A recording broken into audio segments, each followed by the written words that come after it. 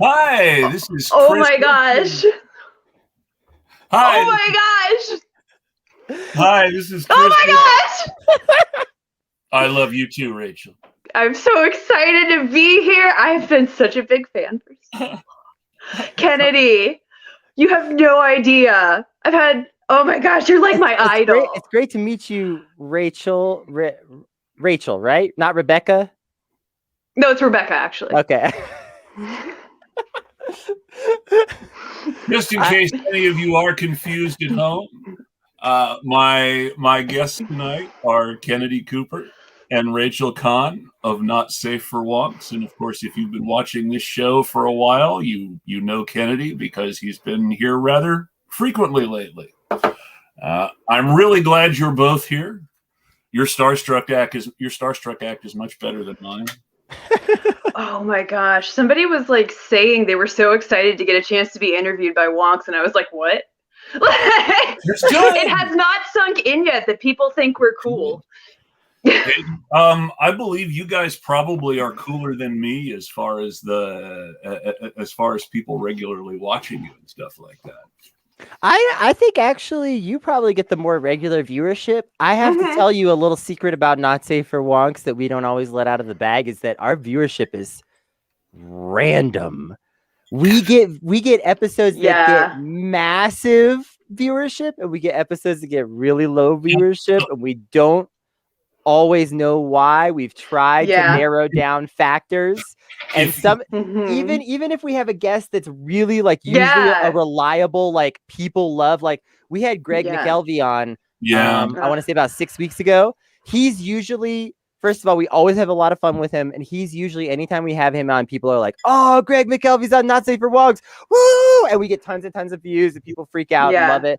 We got like no views. And Brandon and I are just sitting there like, what's happening right now? We have Greg McKelvey here, and we're talking about funny stuff. Now, I love Greg and I follow Greg, but I have noticed one thing, and this is not by any means a knock on Greg. I have noticed that a lot of Twitter personalities who used to be extremely popular have become less popular. And again, I'm not trying to bash anybody. I might have done the same thing if I had a few years ago. But if people who went for Biden or really told people that they should that they really should vote Democrat against Trump, people who really, especially people in blue states, and I know Greg's here too, that doesn't fly very well right now. I have friends who are saying they're not going to donate to people they loved in 2020 again in 2022 because they're running Democrat. God, that's I think emblematic of the current state of decay in our like entire electoral process, frankly. Like it should not be a political death sentence to encourage people to vote for the more left party. However, it is because we don't have one. Exactly. And because we only have these two that have been pulling each other right, further and further to the right as long as I've been alive, probably longer.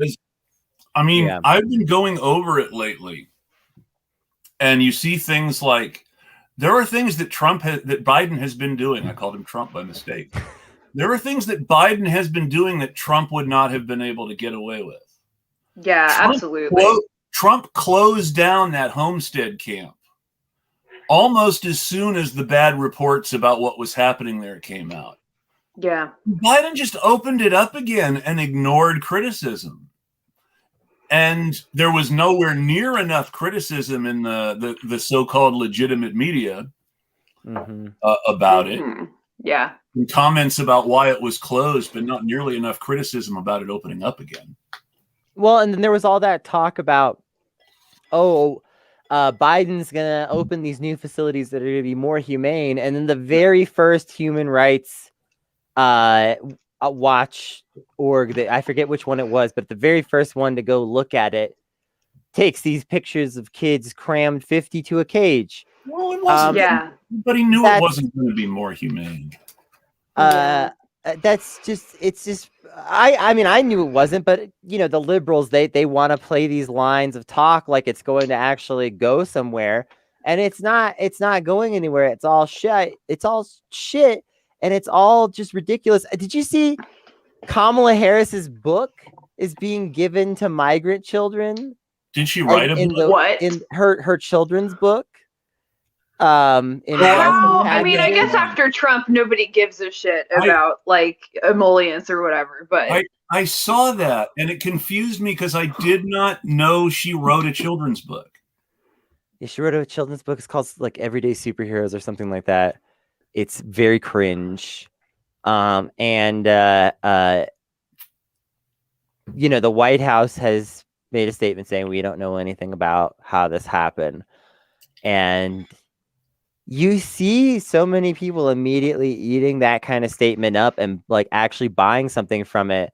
There's no way you didn't know how this shit happened. I'm sorry, it doesn't work that way. And let me just tell you a little secret about the world of best-selling books, which is that you can request for, if you are on a book tour, to have your speaking fee converted partially or entirely into artificial book sales. There is a whole world of people finding ways to sell hundreds, thousands, tens of thousands of copies of their book shadily to get it on the bestseller list. This is not new. Yeah. Well, if you're rich as shit, you can just put a thumb on the scale with money and nobody questions it. Well, there's more to it than that too, which is that you can, like Kennedy was saying, you can get your payment in books, or sometimes even pre-sold books. I'm a big nerd. I'm one of those people who's actually been to Wizard World at least once. So when you say Wizard World, yes. Which Wizard World? Chicago. Okay. Tell me about this place, this mythical Wizard World. Well, Wizard World Chicago was pretty fun. The year I went, Rex Mundy was still out, so I got to meet Arvid Nelson while it was still a new book, and that was fun.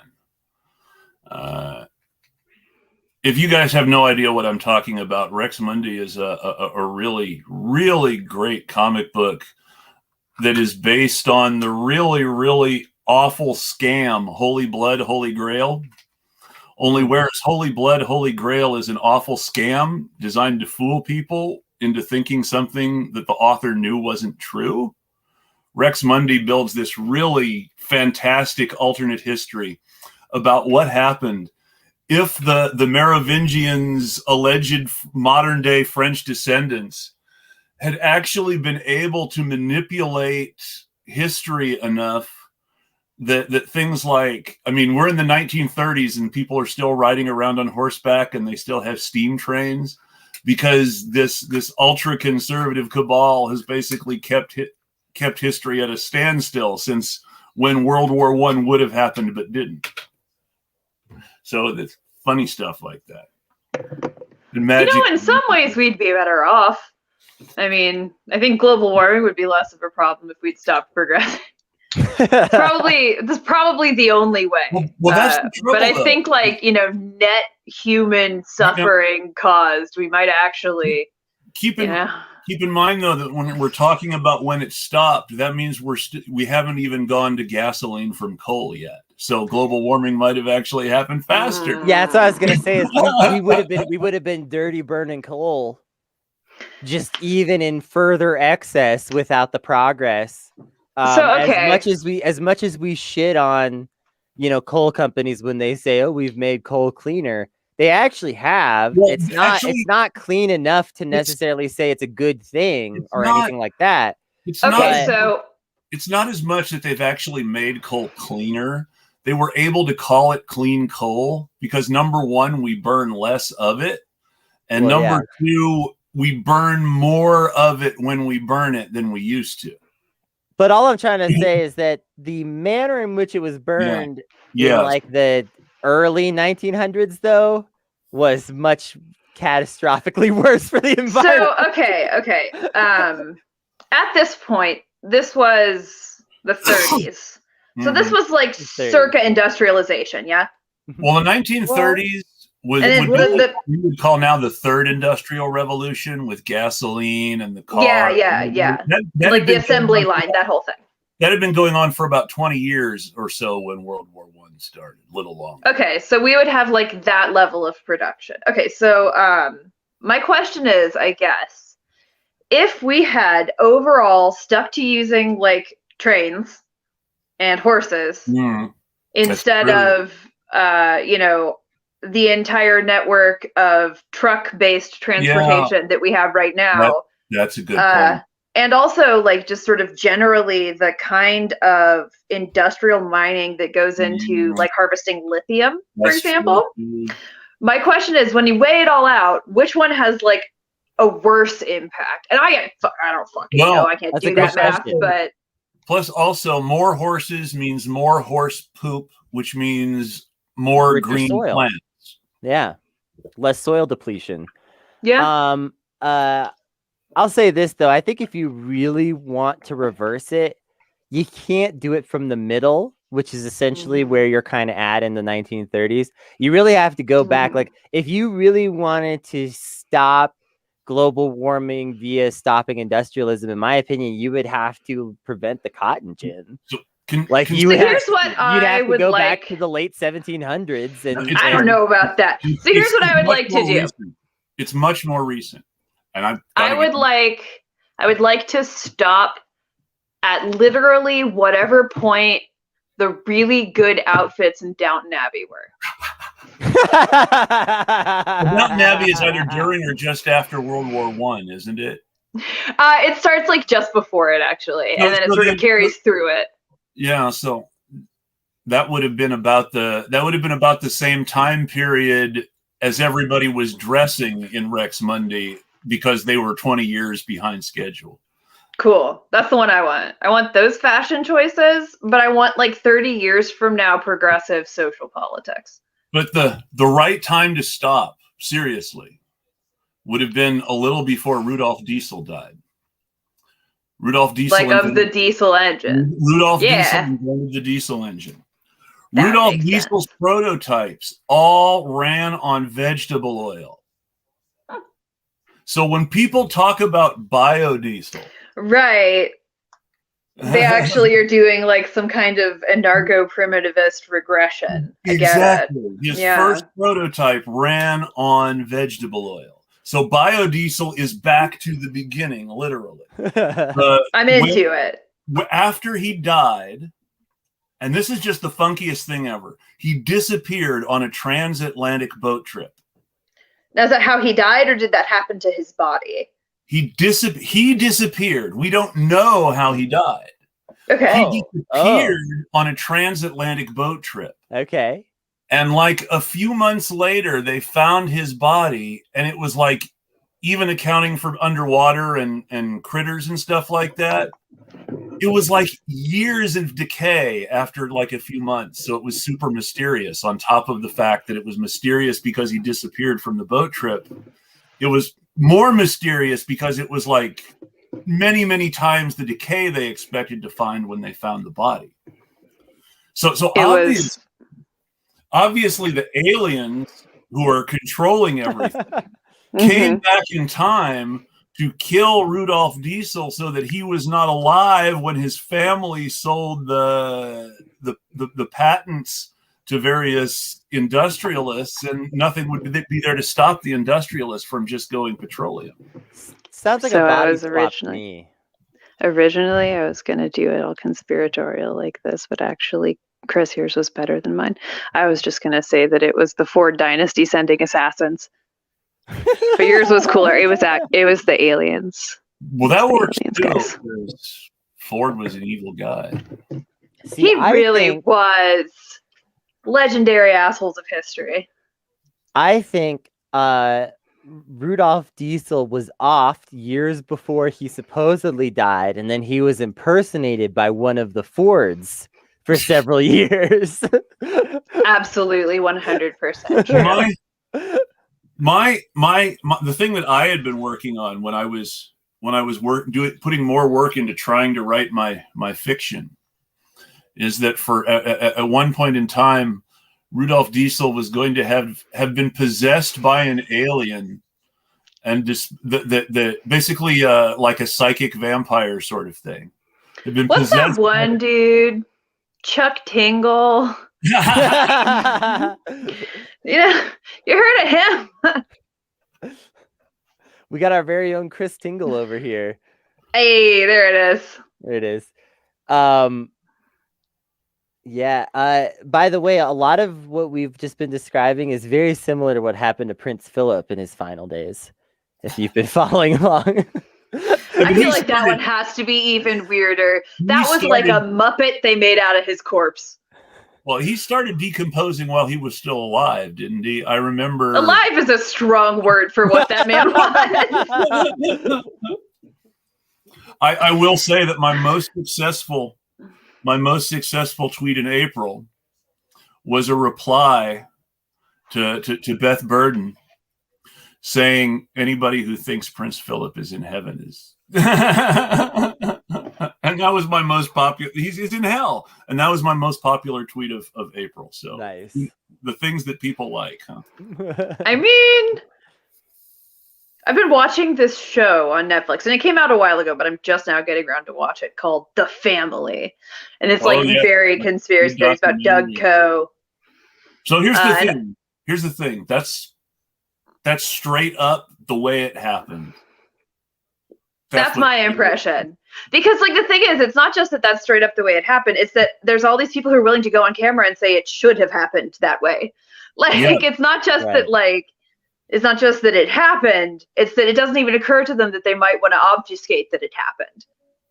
Because they sincerely, I think, believe that their power is ordained by God and they can do no wrong.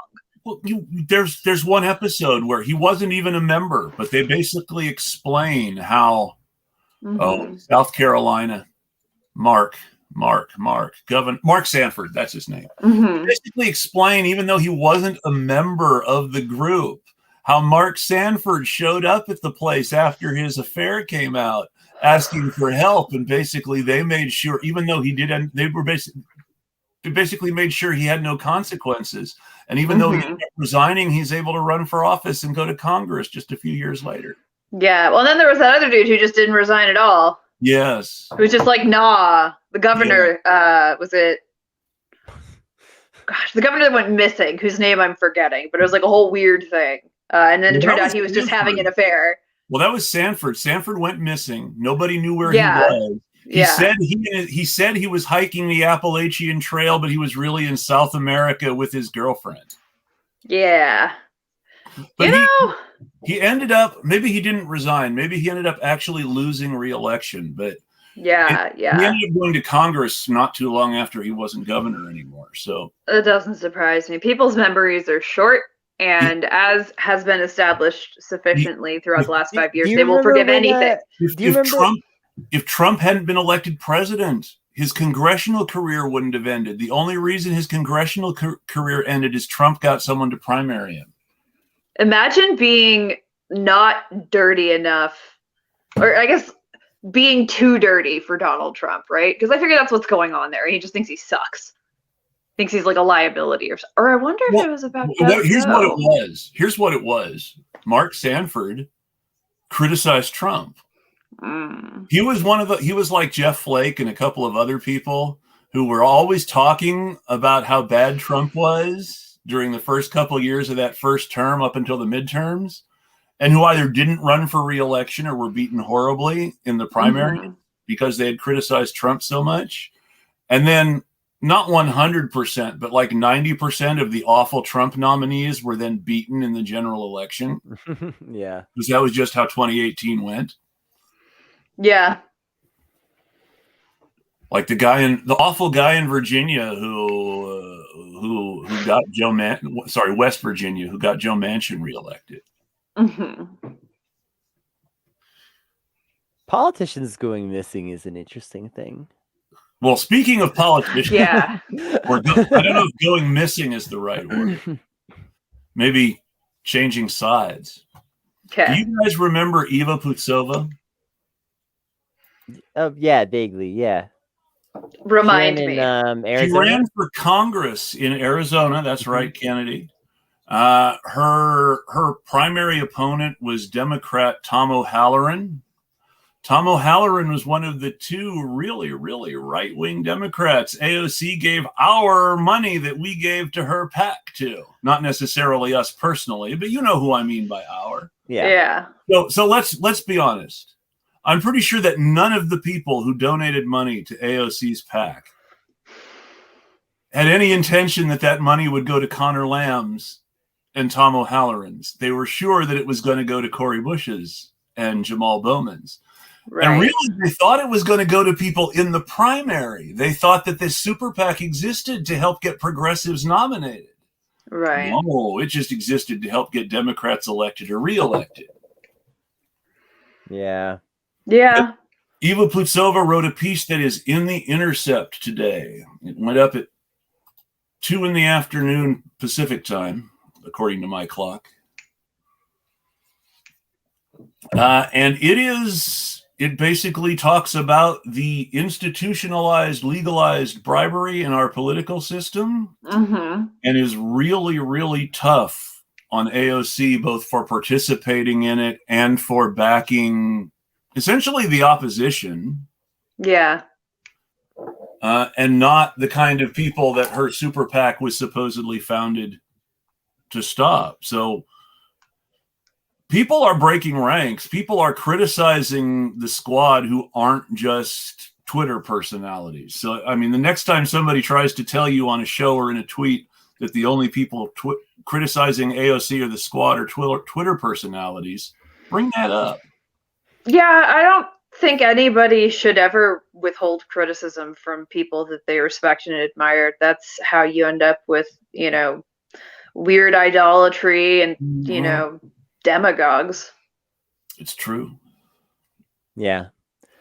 I think it's really unfortunate, a lot of the turns that AOC has taken recently, and I think it's okay to call some of those things out. And I think you can do that without being weird, which is I'm totally willing to get with the people that are saying some of this shit is bizarre, but but the people who have valid criticisms, those criticisms are valid.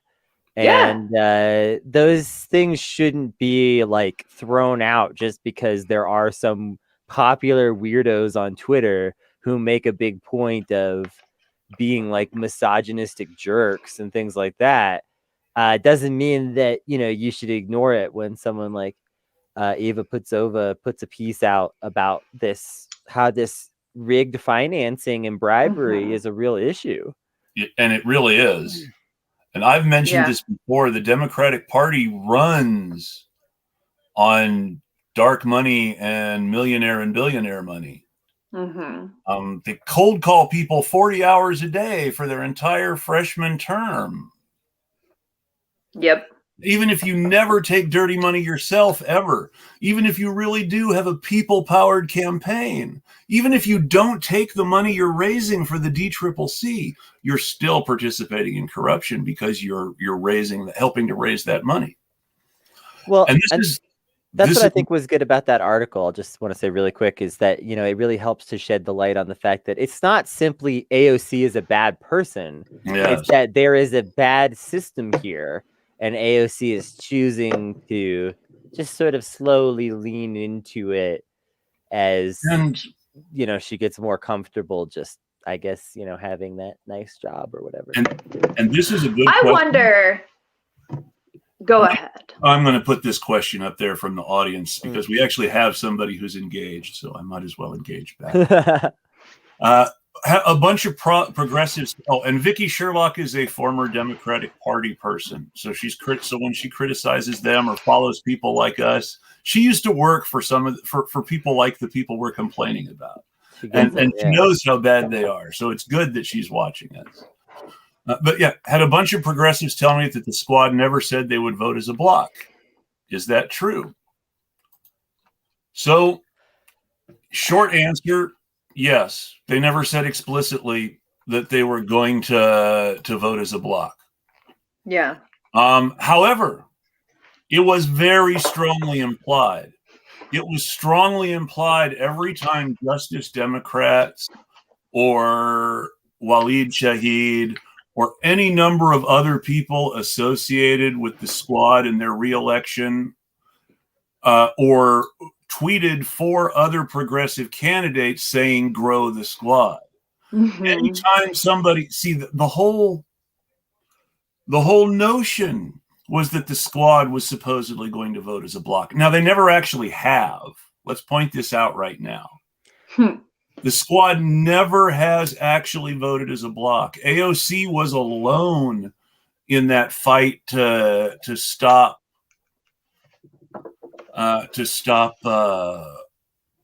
PAYGO in the first term. She was the only one who actually voted against it. And she changed it to yes afterwards to make it unanimous, but she was the only one who voted against it. None of the other 3 did. I can't help but wonder, to what extent it's attrition, on their part, because I think about the kinds of pressures these people are under in Congress, especially after watching something like The Family, right? Where it's like, your opposition is literally like best buds with like warlords. And not like just brutal totalitarian dictators who actually have assassins. Not just your opposition either, though in a sense it is, because the conservative Democrats are as bad as Republicans. But remember, there are Democrats in the family too. Lots of them. Partisan. For sure. Yes. And for people who don't know what this is, like me as of day before yesterday, there is, for lack of a better word, a cult in Congress. And it is this weird sort of, the phrase they use is Jesus plus nothing. It's this weird sort of fundamentalist Christian philosophy that is basically just the stuff Jesus said to do, with this sort of overtone of God picks winners. And so if you're winning, God chose you, basically. And the idea is that, like, however you got the power, whatever you do to stay in power is irrelevant. Having the power is its own self-justifying, like, I guess telos, right? John Calvin, who came up with this idea, who perfected this idea that they're using of predestination. He copied it from St. Augustine, but he perfected it. Yes, I was looking for that word. Thank you. This is the Republican Party. Calvinism is the Republican Party, and a good portion of the Democratic Party too. When you talk about people needing to be worthy of our help or charity, that's straight from Calvinism. Oh, yes, absolutely. And it's the worst one. If you don't work, you don't eat. I mean, sure, Paul said that, and that is in the Bible, but the only people who interpret it literally are the Calvinists. All right, Paul's a piece of shit, first of all. Yes. Let's hear it. Tell us all about it, Kennedy. No, Paul is the bad influence on the rest of the New Testament. He was the worst among them. He was worse than Judas. Damn. That's harsh words. That's just objectively true. I'm just gonna say that. Have you read the Gospel of Judas or the Gnostic Gospels? I have. Okay, so then you know that Judas may not have been all that bad. Right. Yeah. So Paul's absolutely the worst. Fuck Paul forever. But Calvinism, I just want to say, this stuff, it's at the root of our country because this is manifest destiny. Yeah. This is all of this is the same core belief. It's dominion. Belief, and I've heard evangelicals express this many times in my life too. It's this belief that, God ordains everything. So whatever's happening, God ordained it. So whoever's in power, God ordained them. And it's the divine right of kings. And all you've done is, in fact, I was gonna say all you've done is like put a thin layer. You haven't even put a thin layer over it. It's just the divine right of kings. There's not even there's not even a veneer. I prefer, if we have to go with the gods making the ruler and all that, then I prefer the Chinese mandate of heaven. Because it is clear from everything that's going on right now that this government needs to go and has lost that mandate. Yeah. Yeah. The Chinese, and there was actually some issues about this over the virus in China before they got it under control. The mandate of heaven is extremely important for legitimacy in China. Yeah. If the emperors lost the mandate of heaven, that was it. They were dead. Somebody was going to overthrow them and cut pieces of them off so they couldn't be emperor anymore, or just kill them. Yeah. Yeah. Well, and I think in a way, the First Amendment was kind of about preventing monopoly. Like I think it was ultimately designed to say, these powers should be separate from each other, because distributing power across multiple, focal points is necessary, right? Because once you start aggregating power in the hands of a few people, those few people become very dangerous very quickly. Yes. At the expense of everybody else. Yeah. It's true. Yeah. Mm-hmm. And so anyway, I was watching this thing and I was just like, it came back to mind because I'm thinking about the kinds of pressure on these women, these young brown women. And I'm not going to try and say like, oh, because they're, brown women, everything they do is fine. But I can't help but feel some sympathy. I can't help but feel like if I were in that position, it would be so hard for me to stick to my guns. And I don't honestly know what I would do. I'd like to think that, I would like really stick to my, morals here, but I don't know. I don't know if I'm strong enough for something like that. If I literally had people who could just have me killed climbing down my throat, and the only people who had enough power to stop that from happening were, the Democrats, I could see an extent to which I might cave. Well, I will say something. This is not huge temptation. It doesn't match the pressure or temptations that the squad is subjected to. I was asked to DM people for money in association with a political campaign. And after thinking about it for a while, I decided I can't DM people for money. Tweeting is one thing. If I'm tweeting, I'm just sharing. But you letting some program DM people on my list for money. So it was like automatic. Well, I don't know about automatic, but it was very much. It would send the tweets the campaign wanted it to send. Yeah. Right. Yeah, I don't think I could give somebody else. I couldn't go along with it, and I will say, I'm not going to name names because I don't want to do anything to actually harm their campaign. And I mean, you have to understand, you have to do what you have to do in this environment. Yeah, well, God, we've been talking about this on Wonks. We're not making it. I deliberately provide free troll services to candidates in primaries because I know there are people trolling them for money. Yeah. Well, and I mean, I get the pressure, even with Wonks, which is a pretty, low stakes leftist, project, right? If Wonks ceases to exist, another, live stream full of adorable queers will pop back up in its place. So, we're not essential at all. But even then, it's we've been having this sort of moral and ethical struggle about can we even really monetize this ethically at all, right? Because we do need money to do this full time. We need money because we're humans and we don't have money like that just laying around. We need it to live, just like you. However, to what extent can we ever really monetize something that is fundamentally anti-capitalist, right? To what extent? We can't get Nike to sponsor us. Well, so I will give you a simple answer to that. From no less an authority than Vladimir Lenin, who, had very strict views on capitalism. He said the last capitalist we hang will be the guy who sells us the rope. Yeah. So he was very, very purist on these things. Lenin believed you needed a vanguard party of professional revolutionaries, that the people who wrote the newspapers or in this day and age did the TV show on the internet, that those people had to be paid for what they were doing because that was the only way they could put everything into it. I mean, yeah, it's a full-time job. We do so much work for this. Yeah. I do I don't do a whole lot. I'll admit it. I don't do a whole lot of hard work other than trying to book guests, assuming that they don't ask me to be on my show, which occasionally happens, but mostly I ask people and hope they say yes. I've only had one person say no. But I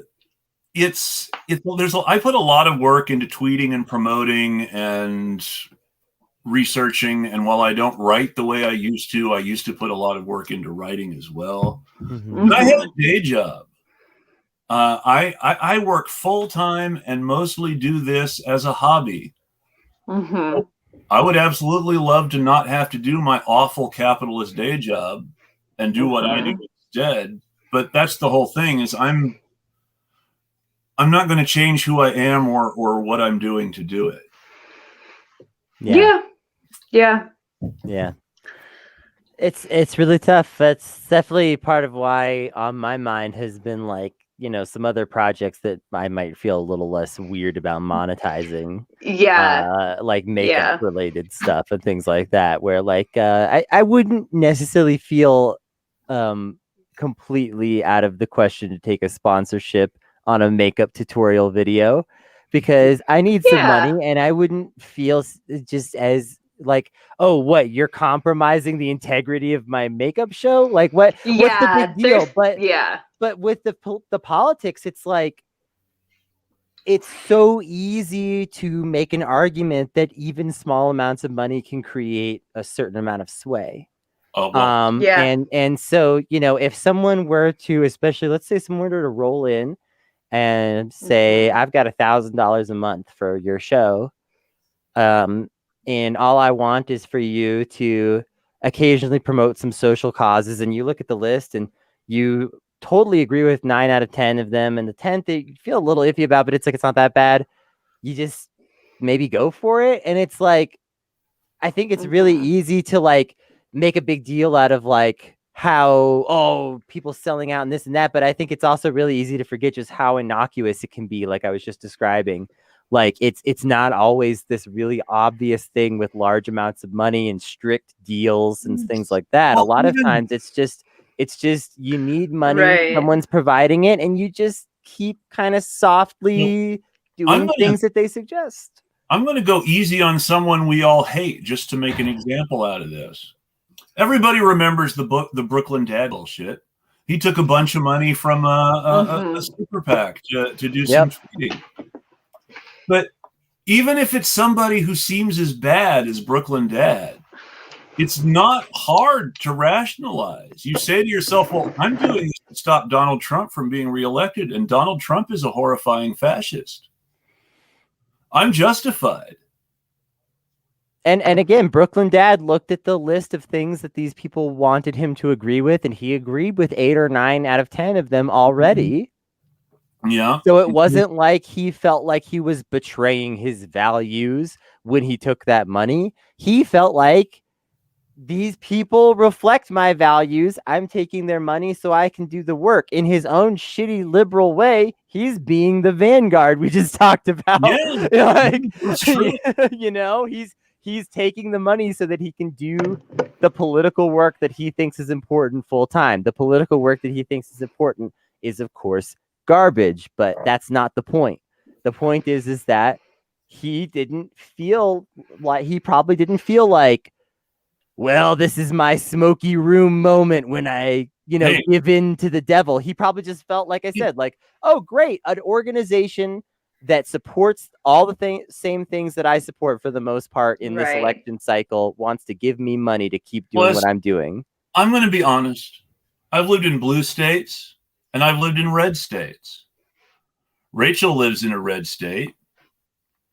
Having lived in blue states and having lived in red states, I would rather live in a blue state. I'm not saying that blue states are perfect. They are by no means perfect. It's less worse, though. It's less worse when you have like the ability to go on strike. What makes it? Well, that's That's more assumed than true in some places. Yeah, I mean, I get it, but California has lost a whole lot of union jobs and gained a whole lot of non-union jobs in the time since World War II ended. Mm-hmm. And it's not the only place, but it's one of the places with the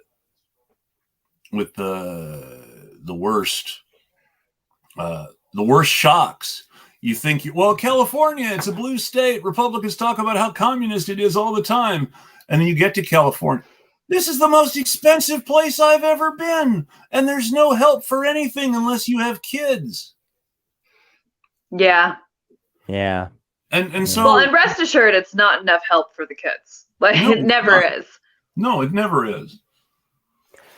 Hey, Chris, would you bring up Vicky's most recent comment? I will, because that's a good one. That's a great point. Again, Brooklyn Dad, he gets on the internet. He says, "I'm a liberal and I hate Trump." And then an organization comes along and says, "Hey, we're liberals and we hate Trump. Would you like some money?" Again, that's a pretty straightforward pipeline. Say what you will about him, but he's not being particularly dishonest about his beliefs. Right. Ben Dixon was actively saying one thing publicly and actively cultivating a different set of political relationships. That's not the same, because publicly he was saying, I'm with y'all on the left, the real left. That's who Ben Dixon was a year ago. I don't know if y'all still can even hardly remember that, but that's who he was. And behind the scenes, he was making the decision that he would rather cozy up to MSNBC in the long run. Mm-hmm. And a mutual friend of ours, you guys know James Fauntleroy, JB Font of Fred Hampton Left and the JB Font Show. Mm-hmm. He and Ben Dixon started the whole Bernie bruh thing. They had this whole little exchange of tweets and videos. No, not Bernie bro, Bernie bruh. And you think about things like that, where your friends have this moment with somebody and do something really cool, and then that somebody goes and screws everyone over. Right. But even in Ben Dixon's case, was it entirely like a plan, like a conspiracy? It's hard to say. And I want to actually loop this back to the squad for a minute, because I think it's important to remember that the formation of the squad was not intentional. No. It was an accidental facet of the fact that we elected a number of people to Congress at a certain time that had similar-ish outward platforms and beliefs that reflected the progressive and left-leaning tendencies of the country.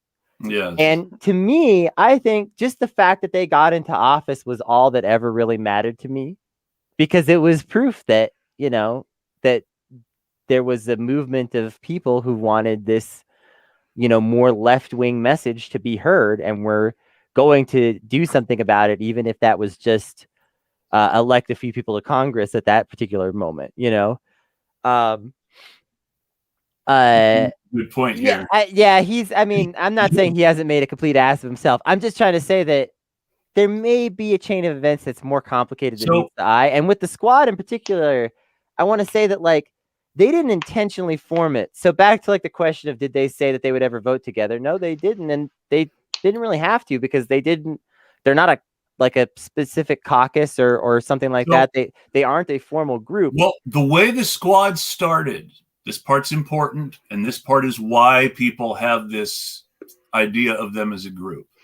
It's also why people see AOC as a leader, even though I don't think she really ever has been. AOC referred to the other three as her squad fairly soon after they had all been elected, and they were hanging out together a lot. And AOC was the one who put the idea of them being a squad in our heads in the first place. Mm-hmm. She referred to the other three that way and made it very clear that the four of them were going to change things together. Mm-hmm. Yeah. That's not what happened. They're definitely now. I want to be clear. Like, yeah, they leaned into that vibe really hard for a while, especially AOC, who leaned into it super hard, and all that. But it was also just this kind of random happenstance thing, and I think that's worth noting in terms of like the expectations that might be realistic and things like that. Like, this was always just an informal coalition of a few people with somewhat similar beliefs. That's all we really had to go on there. It wasn't necessarily as strong as it seemed when AOC was in the height of tweeting in 2018. This is like you and the 3 other millennials at the office party huddling together because you're the only ones who understand. Right. Like, there is one other thing that's worth mentioning. And this is something Ilhan said. This is something that everybody picked up on after Ilhan said it, because it really was important. Ilhan mentioned the fact that, it 6 votes to decide a bill now. She was the one who let that drop first. When people started talking about force the vote, it was specifically because Ilhan had let drop that there was going to be this small margin in the new House. 6 progressive Congress people voting together could be a big deal. And that never happened. Well, there's kind of a spectrum within the squad itself that is like AOC on the most conservative end and maybe Ilhan on the most progressive end, although she's certainly Rashida. Maybe Rashida. Yeah.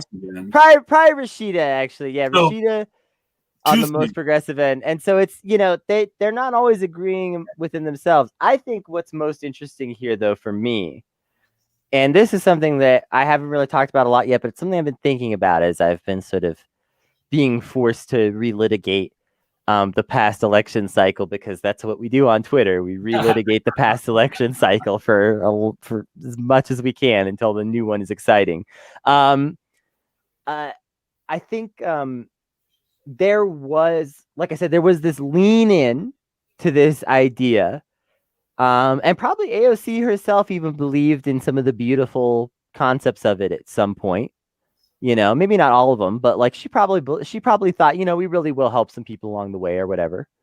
But then at some point, that expand the squad thing became just a hashtag, not an actual plan. And I think that's really interesting, because I would kind of like to at some point trace that to its source. Because in the last election cycle, there were a lot of progressives running, and at first the Justice Democrats seemed well equipped to help a number of them win. Then suddenly the Justice Democrats stops giving out endorsements. You just can't get one anymore. It's a fucking it's a velvet rope that no one can pass. And the people that have those endorsements, except for like 2 of them, are saying, "Hey, I'm not getting any support. Like I my phone calls barely get answered. I don't know what's going on anymore, but it doesn't feel like." Did you read what Paula Jean said about the 2018 election? Yeah, no, you have to tell me. The only Justice Democrat or who got any money from Justice Democrats was AOC. None of the others got any help at all. It all went to AOC, according to Paula Jean's tweets. And I believe her. I would say that I believe her to be as accurate as she knows to be. And if she's being inaccurate, it's only by a small margin. You know what I mean? Where like, I think there might have been one person in particular who got a little bit of actual help, but I don't really want to get too into the gossip of all that. In 2018? Yeah. Okay. But I don't want to get too into the gossip of all that. I just know that there was a little bit of gaming behind the scenes. It sounded like, in terms of like some people kind of actually being favored by the JD varsity, so to speak, and some people kind of like not really being led into the club and there being some sort of cliquishness and cattiness and things going on behind the scenes with people fighting with each other and things like really that. In politics? In politics? There's definitely stuff going on, because I mean, even people who were like founding Justice Democrats didn't get calls back from Justice Democrats in 2018. Yeah, a lot of weirdness went down with that, and like I say, it really seems like there was this point where suddenly Grow the Squad was no longer a real goal and was now just, like I say, just a hashtag, just something to say. At the very least, I'm really fascinated by that. So I would say, this is totally a guess, I'm pulling this out of my ass, but when it was clear that Biden would be the nominee, not when he clinched the nomination officially, but when it was clear to everyone that Biden was going to be the nominee, that's when it happened. That's when they fractured, do you think? No, see, I think it was before that. The squad definitely stopped being a thing. I think it was before that, actually.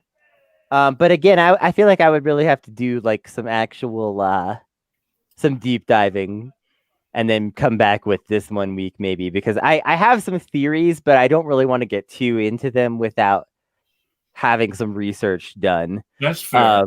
But I feel like it was before that, which is curious because I think it happened while Bernie was still viable, which is why I want to talk about it, because I think that shift.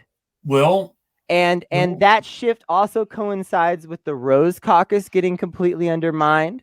That shift also coincides with some other stuff that all kind of happens. I have to say something on record. Yeah, go ahead. The candidates of the that were involved with the Rose Caucus are all people that I have a great deal of admiration for.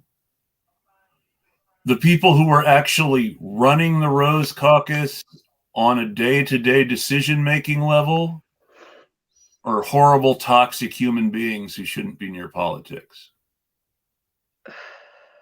But that's how unfortunate. There was an intentional sort of power shift. I don't know if I want to call it a power grab. Maybe I'm being a little generous. I don't know. With the Rose Caucus plan, because I know some people that were involved in Rose Caucus early founding. Oh, I know.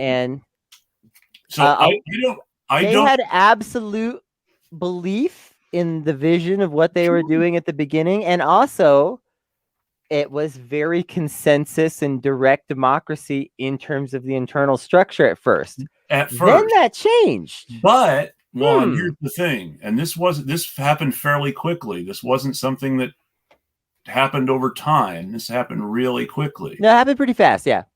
People who were talking intensely and very involved were suddenly told nobody wanted to have anything to do with them, or in the case of one candidate, were abused and then accused of abusing others. Yeah. And then people who stood up for that candidate were accused of abusing others for standing up for her. Big mess. And all of the people involved were people who had been involved in Josh Collins' congressional campaign, but had specifically left it to go to the Rose Caucus, except for one of them who was still with his campaign for at least a little while. And all three of those people were involved in what happened with the candidate I'm talking about. Yeah. Yeah. And it was specifically those three people who both blackballed that candidate and then accused her of abusing others after the fact. And I don't want to start sounding like I'm on the search for Pepe Silva and I'm about to put up a corkboard, but if we were to link all of like the people that we've been talking about in the last like 20 minutes, especially, there would be a lot of links between some of these people. And that's where it kind of gets a little too coincidental for me to some extent, Well, where I want to try to get some answers about, especially who funded it. I know some people were given money. We just talked earlier about Brooklyn Dad getting money. We know lots of people were given money in the last cycle, and some of people were given very shady money. I want to know who funded it to some of these like deeper extents and why, and some things like that. Because there were definitely some really interesting moves, and you just wouldn't expect someone to come in and actually like make an effort to undermine the Rose Caucus, because it didn't seem serious enough to warrant that, but apparently it was. Well, okay, so, and to be clear, I don't think this is necessarily what happened. This is just sort of another hypothesis for the sake of differential diagnosis. I don't think there was anything conspiracy related. Yeah, exactly. I don't think it was a conspiracy. I think it was just a social network. I think these are just people who all know each other and are friends with each other. And, you know, we tend to imitate the people around us and conform to the people that we interact with the most. And the three people I'm talking about were a clique amongst themselves. They had all come over from Josh Collins' campaign. Two of them were leaving Josh Collins' campaign because they were not really working out. And the third had taken a fairly major job change that gave them a lot less authority. And it just is like the feeling that I got from my interactions with those three people in particular is that they knew what they wanted and they were not going to brook opposition to what they wanted. Yeah, and you know, it really only takes like one of those to completely throw off an organization. Like, if you have one person, and it kind of swings two ways in this capacity. One person who is willing to show up to everything and be annoying, and who has the bandwidth to show up to everything and just steamroll people. It really only takes one person to screw a lot of stuff up, because most people, normal people, will just leave, you know, especially if it's like a volunteer organization or like an NGO, like, because no one's getting paid enough to deal with this shit. None of us are. Like, so the normal people with social skills will just leave. And then it just leaves like this couple of people, right? Yeah. Or, you know, if you have like a really healthy org, maybe those couple of people get pushed out. But at the end of the day, like that kind of, I don't want to say rot, but, you know, that kind of like rot in the apple barrel, it'll actually destroy the whole thing. You know, that's the nature of toxic people. And who knows? I mean, I'll name names in this case because everybody knows about this guy, but I mean, I'm willing to bet that Bernie still loves and trusts Jeff Weaver. He shouldn't, but I'm willing to bet he does. Yeah. Because they have been together doing stuff in politics for so long that he can't imagine that Jeff Weaver isn't trustworthy. Yeah. Even though I've read stuff about everybody around them saying, look at this crap Jeff's doing. You can't listen to this. He's undermining everything we're claiming we stand for. Yeah. Yeah. But I think Bernie still trusts him to this day. I could be wrong. I think in 2020 in particular, there is an interesting question of whether some people were kind of going into the progressive bubble, so to speak, pre-sold out, you know? And I think that's something that's on a lot of people's minds right now with a lot of this stuff. And I don't always necessarily think that most people are like that, because most people aren't conspiratorial enough for that. For one thing, they're more most people are more so opportunistic, where, they're just going to follow a series of opportunities that leads them to a place of corruption rather than planning to get there. However, I will say, I think there was this feeling in 2020 that progressive power was on the rise and it was time to grab your share for some people. Yes. And I understand, honestly, why so many people are filled with so much distrust. As much as I have been sort of moderate about a lot of my stances about where I think people are coming from tonight, I just want to be clear. Like, I think I think I understand pretty well why a lot of people have this immense distrust right now because of that. Because there were clearly bad faith actors moving in the scene, and unfortunately, as we've discussed before on this show, there are still bad faith actors in the scene, even though we don't have as much. The bubble isn't as big as it was, and etc. One of the biggest candidates that I've heard of for allegedly being pre-sold out, and I'll mention the name because everybody's mentioned it at least, disappointed with something at least once, but there was a lot of talk that maybe Jamal Bowman was pre-sold out during the primaries, even from people who supported him and gave him money. There was talk that Jamal Bowman was pre-sold out. However, I think this is worth saying. I know a lot of people who were connected with brand new Congress. I have enough sources that I think I can not name names and people won't know who I'm talking about between candidates and other people.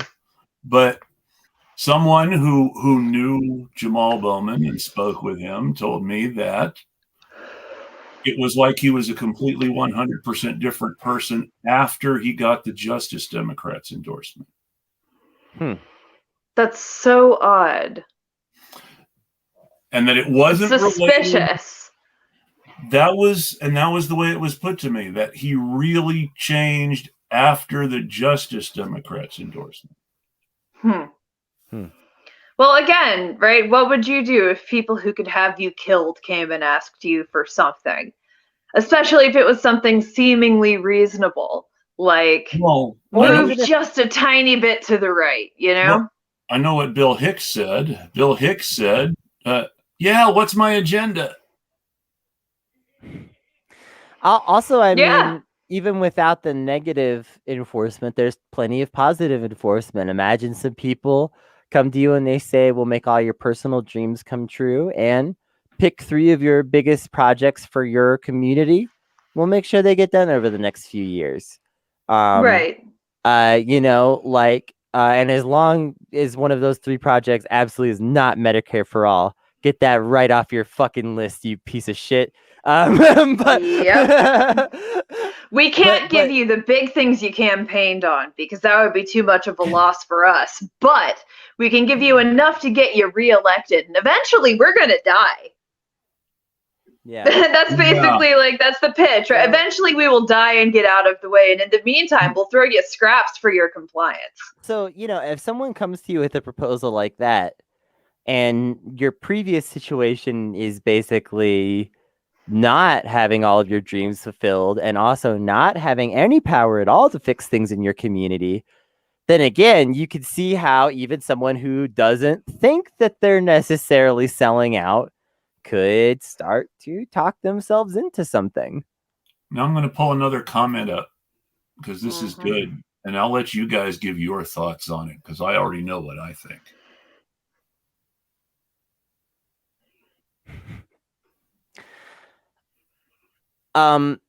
Yeah. Short answer, yes. Longer answer. Well, it's not just the leadership structure, right? It's the, well, I guess it is kind of the leadership structure actually, because it's about the way we have structured our organizations after the same bureaucratic needs that created our government, right? You are trying to beat kings at their own game, and you can't. You just can't. And one thing I wanted to say earlier, and I think it's good to bring up again now, at the end of the day, an election is a temperature check, right? Elections are not the be-all, end-all. And one of the mistakes I think both parties really have been making for a couple of decades now, they are so focused on gaming the system that they've completely lost sight of what they're actually trying to win. You know what they're trying to win. That's the problem. So, well, yes, but I think that they actually no longer even understand it as like a human project, right? Like, I think at this point they really do just kind of see like a number on a page and they make the number go up. Oh, sure. And I think that's the end of it for them. I don't even think that they really understand that number as human beings anymore. Well, so no, I think they do, and I'm gonna be really harsh here, because if they don't know, it's because they've been paid not to care enough to think about it. I mean, oh man, see, I don't know. We're trained, right? Especially like millennials. We're trained from when we were knee high to a grasshopper to just like bow and scrape and beg for approval that we're never gonna fucking get anyway. So I think that actually there's probably a lot of people who really sincerely believe these things and really believe they're part of the movement, and they have not like been paid not to question it. They've never been taught how to question it even. Yeah, no, but there's also, and this is something that has been built up over time, and it's not by accident. I'm sure you guys have heard of the Powell memo. Tell me about it. Okay. Lewis Powell, who was a Democrat judge, a liberal, not a Republican. Lewis Powell wrote a memo that was basically to the heads of various corporations that had wanted things from Congress and the Supreme Court and hadn't got them, that says, look, how did these things that you don't like happen? People fought for them. If you want these things to happen, you have to be able to lobby Congress the way the civil rights movement lobbied Congress. You have to be able to lobby Congress the way the women who wanted to get the right to vote lobbied Congress. He basically told the Supreme Court justice, told corporate America to start buying politicians with their money by paying lobbyists to do it for them. And specifically did so invoking things like the civil rights movement and how that sort of sustained lobbying had made real things happen. I wonder, though, to what extent is it about sort of reaching a cultural critical mass? You know, and I don't even necessarily mean, I know like when we look at like national approval compared to likelihood a bill will be passed, it's like basically no relationship at all. But I can't help but wonder to what extent, like, once enough people want the thing, through whatever means they've come to want the thing, right? And that number has to be probably more than a supermajority to go through these sort of meat grinder, labyrinthine, bureaucratic, just obstacle courses to actually be passed, right? Right. Once that sort of super majority number has been reached, where it's like, okay, I will definitely lose my job if I don't do this. And, you know, I think that it's very difficult to talk about the civil rights movement without talking about the civil changes. Yes. You know, about the way that lobbying didn't just change Congress, but changed people's hearts and minds. Yes. You know, it was a very active campaign to fundamentally change the way people thought about these problems. And I think that is what led to the greater changes, you know? It goes back longer than we remember. We all think of the civil rights movement as being a 60s thing. But the people who built Joe Lewis's boxing career were already thinking about how Joe Louis was going to influence the civil rights movement in the 1930s. Yeah. And Joe Louis, with a simple misspeaking when he said about World War II, he was supposed to say, we're going to win because God's on our side. And he said by accident, we're going to win because we're on God's side. It sung. And, you know, regardless of what the truth was about World War II, hearing the heavyweight champion of the world, who had become the heavyweight champion of the world by beating a Nazi, say that we were on God's side. I mean, sports idols were not the same then as they are now. You didn't see them on TV. You read about Joe Louis in a newspaper and you saw him in film roles, but you only ever saw him anywhere but on film, but in the movie theater if you actually went to his fight live. Yeah. So it was a legendary thing. You didn't watch the fight on TV, you read about it in the newspaper, and you imagined it if you hadn't seen it on film. And because you imagined what you were reading about, you had the kind of personal relationship with the sports hero that you had with your favorite characters in books. Yeah. Well, I think now people accomplish the same sort of parasocial relationship with social media. Well, of course. That's how we all met. Yeah. But I don't think that I don't think the social behavioral mechanism has changed. I think it's the same social behavioral mechanism. It's just been weirded by technology. Well, it used to be that the mythology was something that was built by distance. You didn't ever see the person, so what you read about them became larger than life and very powerful. And while it's the same mechanism, it works in reverse over social media. Familiarity with what this person is saying every day makes you feel like you're really close friends with Alyssa Milano and you're really on the same page. Yeah, like she knows me. Yeah. Well, I mean, God, you hear this all the time, right? You'd be like, oh, so-and-so is my mutual. And it's like, yes. And? Like, I'm mutuals with Ryan Knight or, whoever, right? And it's like, well, yeah, I'm using Ryan Knight as an example because I know he's a friend of your show. Be like, oh, I'm mutuals with Ryan Knight. And it's like, well, yeah, but Ryan Knight follows like 60,000 people. Like, it's not like if Ryan Knight follows you, you're among some, really elite margin of, super posters, right? No. If the Ryan Knight follower, mutual club was a city, you wouldn't know everybody in it. Well, even exactly. Even people who follow less people do not. I'm using him as an example just because it's a big number that I know offhand. To be clear, I'm mutuals with Glenn Kirshner. Right. Now, so Glenn Kirshner and I, to the best of my knowledge, do not have a lot of political commonalities. Neither one of us likes Trump, and we've both been very vocal about the idea that this can't be like when W left office. People have to face charges. Yeah. But other than those two things that we have in common, I mean, he's a borderline Republican who only identifies as a liberal because of Donald Trump, and I'm a crazy anarchist. And those are not liking Trump and thinking people in Trump's administration have to face charges are practically the only thing we have in common. Yeah. Well, and I mean, I think that this is just sort of a piece of your personality that I'm going to compliment. You are sincerely willing to talk to the opposition. And I think that for you, that's sort of mutual. It's not an endorsement, right? It's like we can talk.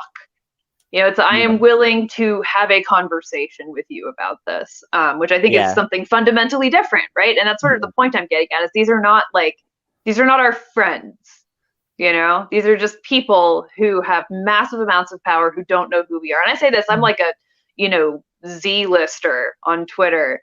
And there are people who I am mutuals with on Twitter who I know I actually am also friends with on Facebook and know their faces and names, but I couldn't tell you which ones they are because Twitter is weird and depersonalized, and none of them have their actual faces or names tied to their Twitter. So I'm like, I have no fucking idea which one you are every single time. I have to just wing it.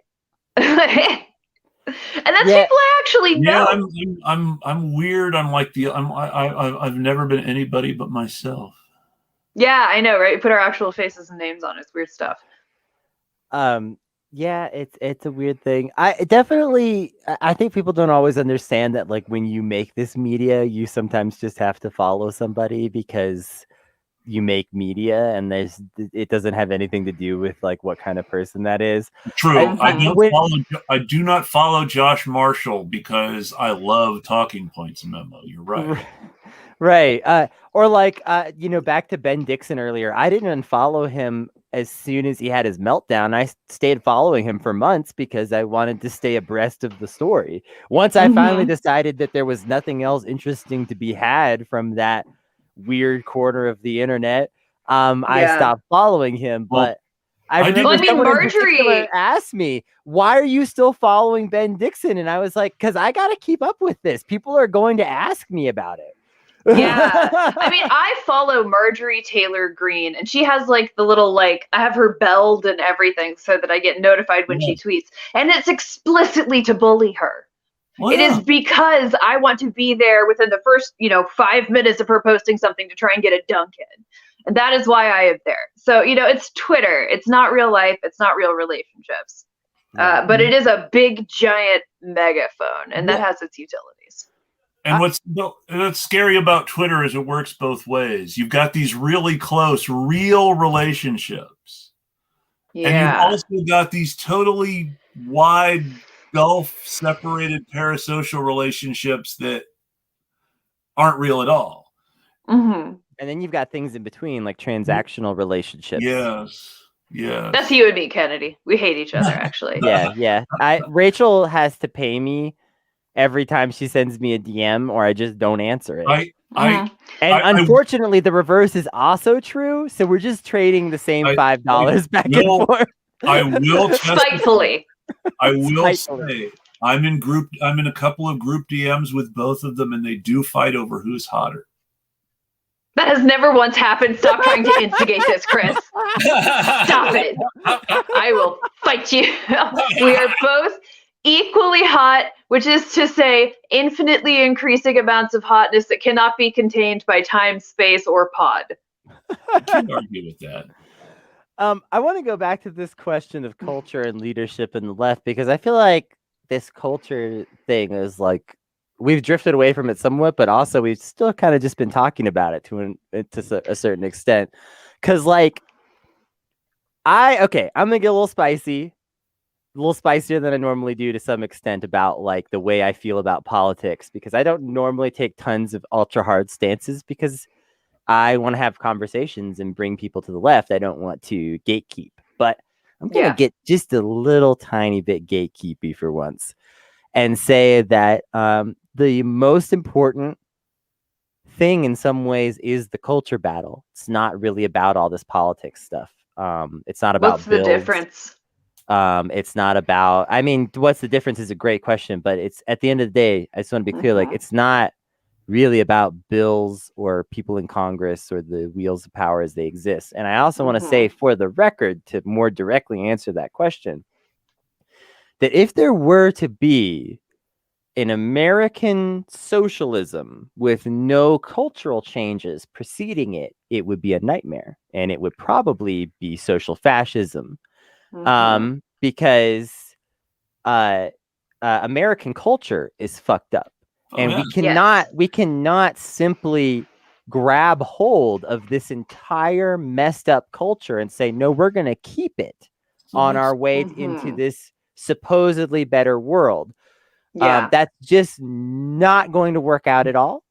And it would lead to, like I say, it would lead to a racist socialism, a sexist socialism, a homophobic socialism.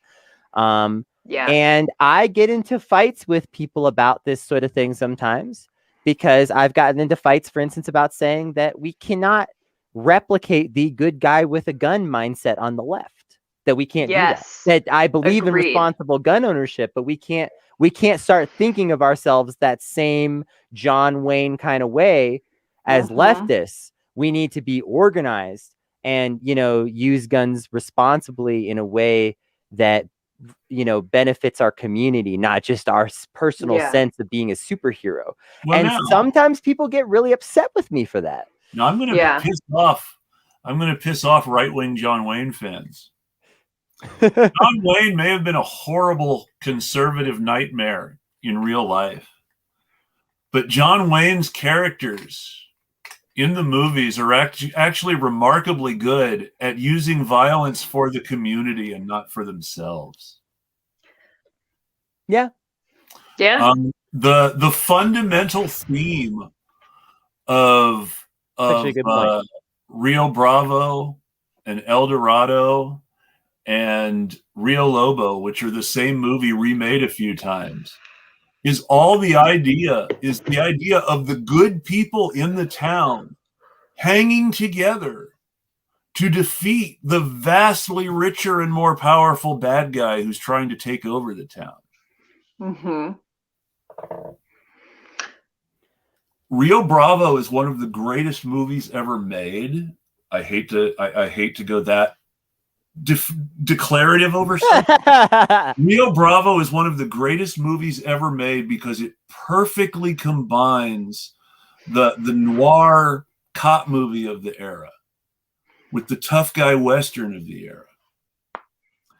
And it's, even though John Wayne is clearly the hero, you've got 3 serious big names in that movie. You've got John Wayne topping it off. You've got Dean Martin as sidekick number 1, and you've got Ricky Nelson in his first movie as sidekick number 2. So that's 3 huge stars in that one movie. They're the good guys. Their chemistry between them is amazing. They're a team. They're a family. Everything the good guys do together makes sense. Their relationships and conflicts and jealousies make sense. It's really a model of socialist action, even though it's John Wayne and Howard Hawks were both horrible right-wingers in real life. Yeah. Yeah. Well, if you want to build a mass socialist movement, you have to be social. True.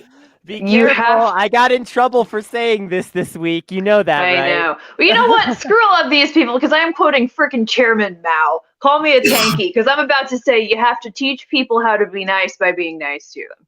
Mm-hmm. Which I know is, of course, I'm quoting Mao, so I must be a tanky, right? No, obviously not. We have to lead by example here. Yeah. Like, we have to be the people we wish were in power, because they don't exist right now, or they would be in power. Right. Like, we have to be those people, and we have to make that power with these systems. And if we are not able to accrue power with these systems, that's on us. Like, that means either the systems don't work or we're approaching the problem incorrectly. So yeah, we need to, I think, as a movement, really find that humility within ourselves, which we do not have. And I get why, right? Like, you have to be a certain degree of audacious to become a radical in the first place. But, like, plus, at some point. Plus, if you're putting yourself out, and I'll go ahead and take a shot at myself here too.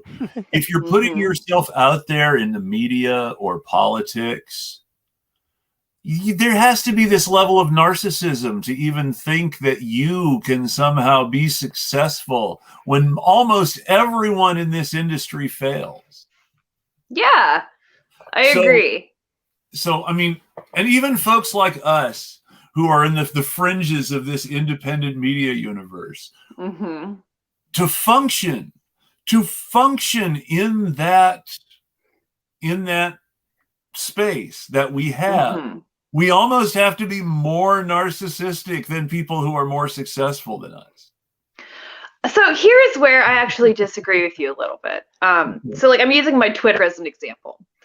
My Twitter has always been a very calculated maneuver, because Twitter is not where you go to make friends. It's where you go to get attention. Sure. And I think if you go into Twitter investing your personal identity into it, or if you go into this as, like, I guess, a way of trying to empower yourself, like, it's going to blow up in your face. Yeah, that's going to come from narcissism.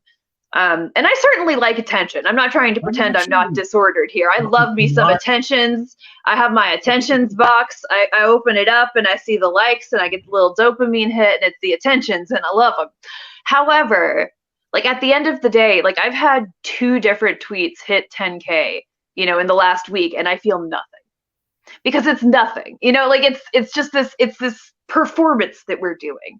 And so I think, to me, when I walk into it, in sort of the same spirit of humility that I'm trying to persuade other people to adopt, I think of what I do as clowning. I think of what I do as making a fool of myself, because it'll get people's guard down and get them to, consider what I'm saying a little bit. It'll keep people from reflexively getting angry at me if you look a little bit silly and foolish. Now in an immediate environment like this one, where I'm actually trying to sound like I know what I'm talking about, if I looked that foolish, I would feel very bad. Like, if you completely schooled me on something and I was humiliated by that, I would feel very bad. But when I go on Twitter and I, post something like, when you think about it, Waluigi is just a version of Luigi that fucks, like, that is not like me doing it because, I think this is some essential core part of who I am. This is me doing it because I'm a little fucker and I thought it would be funny to turn that into a meme. Oh, like, and I think that we need to bring that sense of humility and play back very badly. This is another. Yes, exactly. And I think actually mocking is a strategy towards electoral power. But I think even not just mocking, but lampooning in particular is very useful. Well, I've been mentioning this a lot lately. We need to bring back bullying. For years and years and years, all the way back to Lenin and Trotsky. Even before that, all the way back to when Marx and Bakunin were fighting with each other. One of the most important tools of socialist opinion making is the polemic. If you can write something that's really smart and really good and really funny and really mean about what little joke of a human being somebody else is, you're gonna, because the thing that people want the most is to be taken seriously. And if you can make it impossible for someone to be taken seriously, you won. So here's my counterpoint. Go ahead. And this is probably actually going to be the hottest take that I give tonight. I think actually that's a bad thing to do. I think bullying and that sort of social pressure is a kind of force. And ultimately, all forces are at their core backed up by some kind of violence, or the potential for some kind of violence. Using public humiliation is. There are people for whom it is useful in terms of getting them to leave the environment immediately. And I'm obviously not always against these things. I myself have employed it, but it is a kind of violence that we should be very judicious with. Of course. And when you say bring bullying back, I'm like, I don't think it left. Do you see how often people get dogpiled on Twitter.com? No, bullying never left. We just became unfocused with it. We stopped thinking of it as what it is, which is, a dagger. You say bullying never left, but bullying changed. And I think a lot of it has to do with sort of the way that liberalism has changed political speech and thought, and the ways that we're allowed to talk about other people. Because here's when I talk about bringing bullying back, I want to be very specific. It's like you said, any type of violence, you have to be judicious in how you hand it out. I think that bullying in particular, of course, you have to be very judicious. But I will say that bullying was the main force that allowed queer people, LGBTQ folks in general, to sort of survive, thrive, and rise for several decades. And now, that's being pushed back against, because it's no longer acceptable to call someone a homophobe in the street. That has changed in our society. So yes, a certain type of bullying is still allowed and always has been. But some bullying was sort of say, we can't just accuse people. We can't accuse someone of being a racist unless we have absolute proof. Now, I don't think that's sort of bullying. Exactly. Like when I think of bullying, I think you're being mean to somebody trying to humiliate them, right? I think that somebody feels humiliated does not necessarily make something bully. And also, I get what Kennedy is saying, though, because there is the classic example of why Ezra Klein is bad.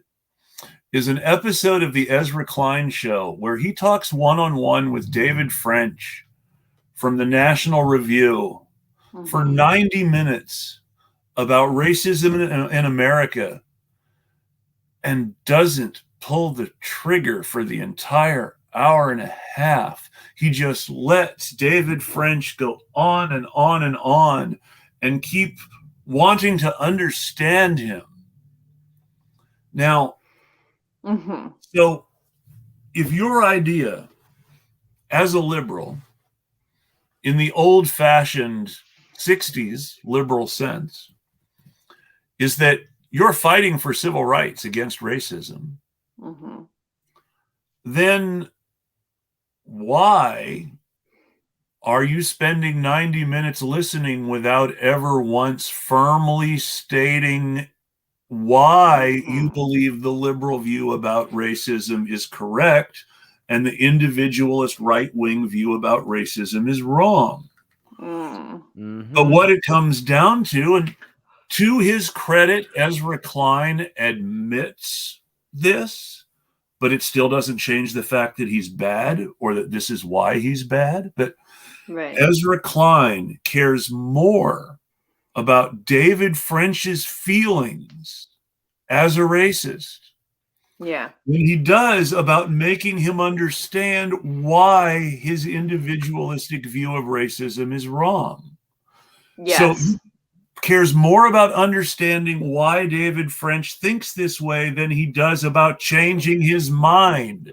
When in theory, the whole point of understanding someone is to convince them why you're right. Right. So I agree with you, but I also don't think setting a boundary is the same thing as bullying. I feel like y'all are using a very, very broad definition of words bullying don't mean here. anything. Words mean things. Can you I don't think calling someone a homophobe or a racist is bullying. I agree. If they have done or said something homophobic or racist. Agreed. I want you to bring up the comment, you can't bully the elite. Oh, yes. That's a good one. Because I want to talk. Actually, the elite are the easiest people to bully on the planet. They're so fragile. I don't necessarily agree with the Hegelian master-slave dialectic entirely, but it's certainly a very great lens to look through when you think about this particular issue and the ways in which the master, which is all of the millionaire, the upper level millionaires and billionaires of the world, they are the masters in the dialectic, can never be pleased by the adoration of the slave. It's not possible. They're always seeking more adoration. So if you refuse that adoration, that's like slapping the face of God. And I just want to point out, like, most working class people, y'all can speak to this if you want. If you're walking down the street on your way to work or whatever, and someone on the corner says, "Hey, fuck you," you might be like, "Oh, that's rude." And maybe at dinner that night, you think, "God, remember that rude guy earlier? That was so weird, so rude." And then you pretty much never think about it again if you're like a regular person. But rich people will fucking spend weeks freaking out about a Twitter account with 20 followers. We know this because we see it all the time. Rich people will freak out because they run into a teenager who happens to be assigned male at birth, but is wearing a dress on the street. That was something that happened this week, today. That CEO Johnson, whatever his name is, this guy is in the upper levels of power in this world. This teenager in the dress is not, but this guy can't handle it. He's so fragile. I think I really want to stress this. I think the elites are absolutely the easiest people to bully on the planet, especially thanks to social media. Yeah. I can fucking ping Elon Musk all day, and I know he reads some of those because he's a fucking weirdo who's obsessed with his image. Yes. And I've gotten in a couple of jabs on him that have gotten thousands of likes. I know, Elon, even if you're not reading my tweets, you're reading tweets like mine, and they bother you, and it drives you nuts, and it's hilarious. Neera Tanden searches her own name on Twitter so that she can call out people who are just subtweeting her. Yeah. She did that to me once, and I won. But but that's just it. She searches her own name on Twitter in order to try and bully people who subtweet her. Yeah, well, and I think when we're talking about the bourgeoisie specifically, hell yeah. One thing I see though, and this is like the punching up, punching down, punching sideways thing, right? It is important to be mindful that most people outside of the bourgeoisie are like not that high above you. And I think this is important, right? Because yes, like if you are we'll say, for example, white woman, right? You have a lot of structural advantages regardless of what class you're born into, just by virtue of, being white. And also, there's a fundamental difference between, even like an upper middle class white woman and the bourgeoisie, right? Like, and I mean, upper middle class people, they're their own special kind of hell. I'm not trying to say that we should particularly coddle or like kowtow to them, right? But like, I do think that there is a tendency, qua identity politic, to like use these sort of intersectional understandings of power as like a litmus test for how bullyable you are. Like, am I allowed to bully this person? And I would like to see that in particular. Always punch up is yes. But not the thing just is, like, the rule for comedy. And don't only punch up if they're just a tiny bit up. Maybe consider calling them in. If you can reach them, maybe don't punch up. So, journalists, yeah, media people, basically, my especially political consultants. Political consultants are always punching up, even if they only have 20 followers. I'm sorry. Political consultants are like that. But, but yeah, political consultants. Well, yeah, and punching up is not about follower count either, right? No. But people do use it as like a shorthand, right? Like people like to try and bully, Aaron Posada Strapcloud all the time, as though he's got massive amounts of power, and he's just some dude with a Twitter account that has like a lot of attention. Like, it's not like he's not a powerful person per se. I think you mean Thaddeus Stevens. Sorry. I've never Thaddeus heard of Stevens. Trap God before. I'm sure that account was someone else. Yeah, someone else entirely. But yeah, that's like the point I'm making. People think he's got all of this power, and it's like, no, he's got a pretty big Twitter platform and some nice sneakers, and that's not the same thing, right? That's not power. It's just a decent life and good and for so, him, Like, that is the kind of judiciousness I want to see us start really evaluating, right? Like, not just am I punching up, but is this useful? Is this energy useful? Not just in terms of, am I raising my own status by showing that I'm better than this other person, which is really what that sort of dynamic is about, right? I hate to say it, but I saw some of the ways he was treating some of the force to vote people. I think bullying Aaron is always worth doing. I'm sorry. I mean, listen, criticize all of remember we said this earlier, criticize all the people you respect. Well, and the truth of it is, I think if you in particular are to go toe to toe with Aaron on Twitter, it's a pretty even fight on Twitter. But when you talk about like structural stuff, like there are certainly ways economically that like you have advantages, right? And I'm not saying you're a particularly economically advantaged person even, right? But that's like the point I'm making, is that these things are not linear. These are sort of context-dependent powers that are or are not useful some of the time. Know how many advantages I have in an economic sense. I don't know what people think of me there, but no. I mean, I think about like how likely, Chris Richards is on literally just a job application to get looked at, That's an advantage. And those things are real. Those kinds of implicit biases are real, and they have lifelong effects and cumulative effects. Okay. Right? I'm sorry. I know we're getting into very serious topics. I just can't get over thinking about Neera Tanden Googling her name. I know. I just want to say for the record, I have never searched my name on Twitter. I have. I have no interest. I haven't. I've Googled myself. I Googled myself because I wanted to see what other bloggers were saying about me when I first started blogging. And you can do that a lot. And then I got depressed because nobody was ever saying anything about me. So I Googled myself just to see how much of my, how easy it was to find my address and make it harder. And that's the only time I've really ever Googled myself, is to try and like make sure other people can't just find me because I said something on Twitter they don't like.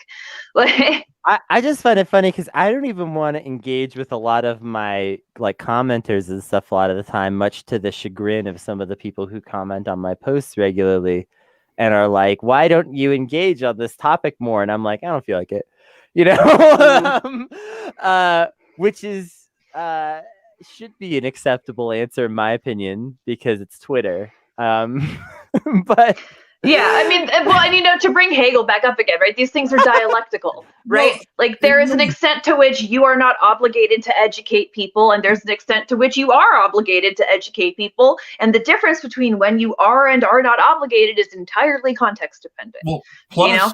on top of that, it also very may well depend on how you present yourself on Twitter. For instance, I'm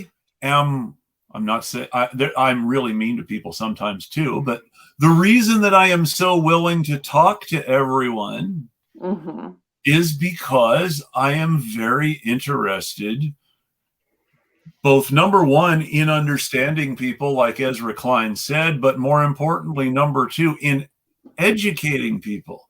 And you cannot educate people without some serious engagement and without being willing to put effort in. Yeah, you have to be able to explain it to them based on where they are right now. And to do that, you have to know where they are right now, which means you have to talk to them. Yes. And, you know, when I talked earlier about sort of setting the example, right, of being those leaders we want to see, this is really what I mean, right? Like, I think,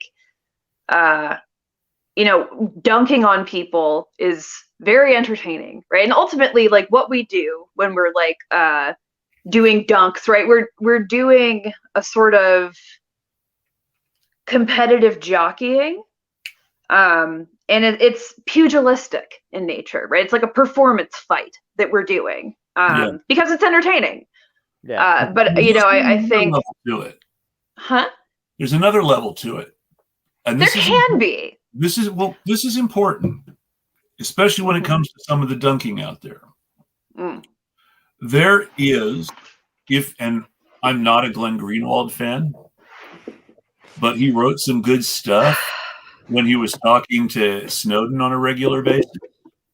Yeah, well, now he's talking to Glenn Beck on a regular basis, and y'all seen how that worked. Well, obviously, he should be spending more time with Snowden again and less time with Glenn Beck. Yeah. But he wrote something that I still quote in 2015 about how the military and the CIA are using trolls in social media to create this huge sense of consensus for things. And how almost, even for very silly things, almost anyone you talk to on Twitter could potentially be a CIA troll. And that sounds paranoid, but in a sense, it's true. Yeah. Well, you know, what happened with Twitter is they made it that much easier to do it, and you can get completely burned and just start over again. Yes. Like, they managed to kind of automate it. Like, it's amazing. It's not that, and you know what, is that there are other places that it's much harder to make an account again after you get banned than on Twitter.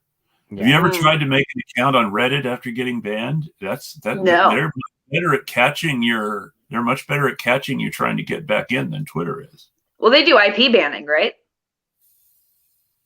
Yeah. Sort of. They do an IP ban, and so I mean you get banned on Reddit, and then you do another, and then you make another account, and then, you know, an hour later they've banned you again because they realize it's coming from the same phone. Yeah. And it's not cool, but anyway. I gather this has happened to you. Well, yes, it has. The only Twitter ban I ever caught was from Our Politics, and what got me kicked off of politics on Reddit.com was me saying that I hope Trump's next stroke kills him. And apparently you're not allowed to wish death to anybody on Our Politics on Reddit.com. So, worth it. Fuck them. Free Rachel. Somehow, I still haven't caught a Twitter ban. I think it's because I'm never not big enough yet. Because I certainly say crazy things sometimes when I'm really in a mood. I'm not a Twitter man, but I can't create an account on Reddit. You know, Yeah. life is full of tragic compromises. Maybe I should get a new phone just for Reddit. I don't know. I definitely assume one of these days something that I tweet is gonna get me in trouble. Well, here's the thing. I think mine was saying like "rotten hell, you dead bitch" when oh god, who was it that died? It wasn't Prince Philip. It was somebody else. Doesn't matter. John McCain, maybe. I don't know. Margaret Thatcher? No, it was somebody who like died recently. Gotcha. And I was very excited about it because they were evil. But now I can't remember which evil person's whose death I was celebrating got me, that Twitter ban. So it doesn't matter. I was mean to somebody online. I was mean to somebody with such like stratospheric power that I was willing to say something like "rotten hell, you dead bitch," because I felt like they were that far above me that I could punch them as hard as possible. I don't remember which person it was, but I have no regrets. Yeah, mass bans on Kissinger's last day. Well, absolutely. No, what's the funniest thing is somebody tweeted how it's just so horrible. Every time something happens, you see all these ghouls tweeting about how they want Kissinger to die next. It's just a mob looking for a target. And somebody tweeted, "You don't think it could have anything to do with Kissinger, do you?" Yeah, right. Like perhaps these mobs are comprised primarily of people who he has wronged. Like there's enough. Well, I know for a fact because I follow a YouTuber from Vietnam. I know for a fact that Henry, you'll never believe this, Henry Kissinger is not loved in Vietnam. In Vietnam? In Vietnam, they do not love Henry Kissinger. I cannot. This is frankly a shock. Do you mean to tell me they don't love Elon Musk on Mars too? I don't know about Mars. I know that they actually don't love Elon Musk in Bolivia. Yeah. You know where else they don't love Elon Musk? That little town in Texas he destroyed. Wait, what happened? Or Fremont, California. They really don't like him in Fremont, California, especially if the factory he kept open. Back up a little bit here, though, because I didn't hear about this town that he destroyed, and I do want the gods. So, the town, I'm blanking the name of it, but I'll find it. The town where he does the majority of his SpaceX launches now, yes, is a little town in Texas. And he assured them that, this isn't going to be like this all the time thing. We're just going to occasionally test rockets. It's not a big deal. It's not going to be like, in your hair all the time. Boca Chica, that's the name of the town. Okay. And it's not that many people. So, since it's a small town, a big billionaire can basically just run over the voices of the people who live there. Naturally. So the people agreed to let him come in initially on this agreement that, you're going to do like maybe 2 to 4 rocket tests a year. And most of it's not going to really interfere with our daily life. Well, instead, he's doing dozens of rocket tests a year. And a lot of them are blowing the fuck up. So crashing. Yeah, they've had a lot of crash landings lately in Musk Town. Yeah, in Boca Chica, Texas, you never know if you're gonna have a piece of spaceship in your yard when you wake up, and not in the fun way. You know what's interesting is this deal between Elon Musk and Boca Chica, Texas, sounds suspiciously like the deal between Donald Trump and the city Mar-a-Lago is in Florida, where he promised he would not stay there more than like 3 or 4 months a year. And it became his primary residence, but he's technically in total violation of his lease. Yeah. Incredible. But I mean, again, what are you going to do when you're dealing with people who could literally just have you killed? Or much more easily, prevent you from ever being hired by a top 100 tech company ever again. I mean, that doesn't even, he doesn't even have to think about that. That's just like sending an email. Oh, I was talking about Donald Trump in that case, but yeah. Oh, well, I thought we were still talking about Donald Elon. Trump is I mean, God, I've been blacklisted for less. Donald Trump is friends with Peter Thiel, so he could probably get people banned from the internet too if he really wanted. Yeah, no kidding. Banned from working for tech companies. Well, you could definitely keep people from working for Blackwater and Palantir. Oh boy, Blackwater. I'm sorry, Academy. Yeah, their name changes every 2 weeks. Oh wait, they're not Blackwater anymore? No, it's changed. The name's changed like 5 times. Well, technically it's changed twice. Academy is the third name. I don't remember the middle name. But what's funny is you remember all that talk when Trump was president about how awful it would be to follow Eric Prince's plan to privatize the Afghan war? It'd be a horrible thing that we had to stop Trump from doing. So now guess it's a great idea. It turns out Biden has privatized the Afghan war. Also, did you see that shit about we're going to end the Afghan war by troop surging? I remember that. They're like, yeah, we're gonna have to do a surge of troops and contractors so that we can end the war. Yeah, bud, you're gonna send 20,000 people in and then pull them out in 6 months. I believe you. Not. Well, they're not going to pull the contractors out. That's the whole point. The contractors are taking over for the military when the military leaves. I don't even think the military is going to leave. I don't believe it. Well, so here's the thing, and this is where it gets funny. There's all these different levels of American intervention. And the most minimal level of American intervention is what we call military advisors. Right. Military advisors sounds like it's, you've got a few retired generals sitting in the Defense Department giving somebody advice. But what it really means is usually a black ops unit about a regiment strong that kills people for whoever runs the government there. Well, I just want to say it's even more insidious than that to some extent because I know someone, a distant relative who works in one of these military advisory situation in an Eastern European country that's not particularly stable. I'm not going to be more specific than that. Pick an Eastern European country, frankly. If you talk to him about what he does in his day-to-day, you'd say, wow, that's awesome.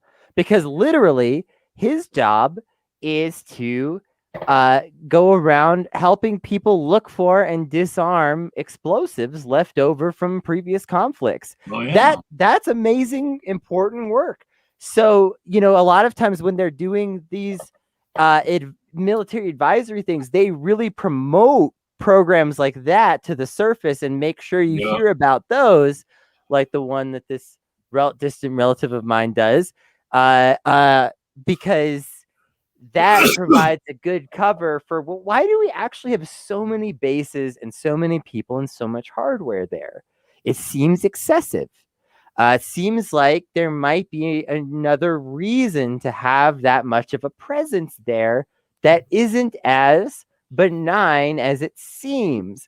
But again, if you look at this surface level, wow, they're doing a lot of important humanitarian type work. Then that will kind of make it seem on the surface like these military advisor programs are, like I say, kind of benign in some fashion, when really the main work that they're doing is,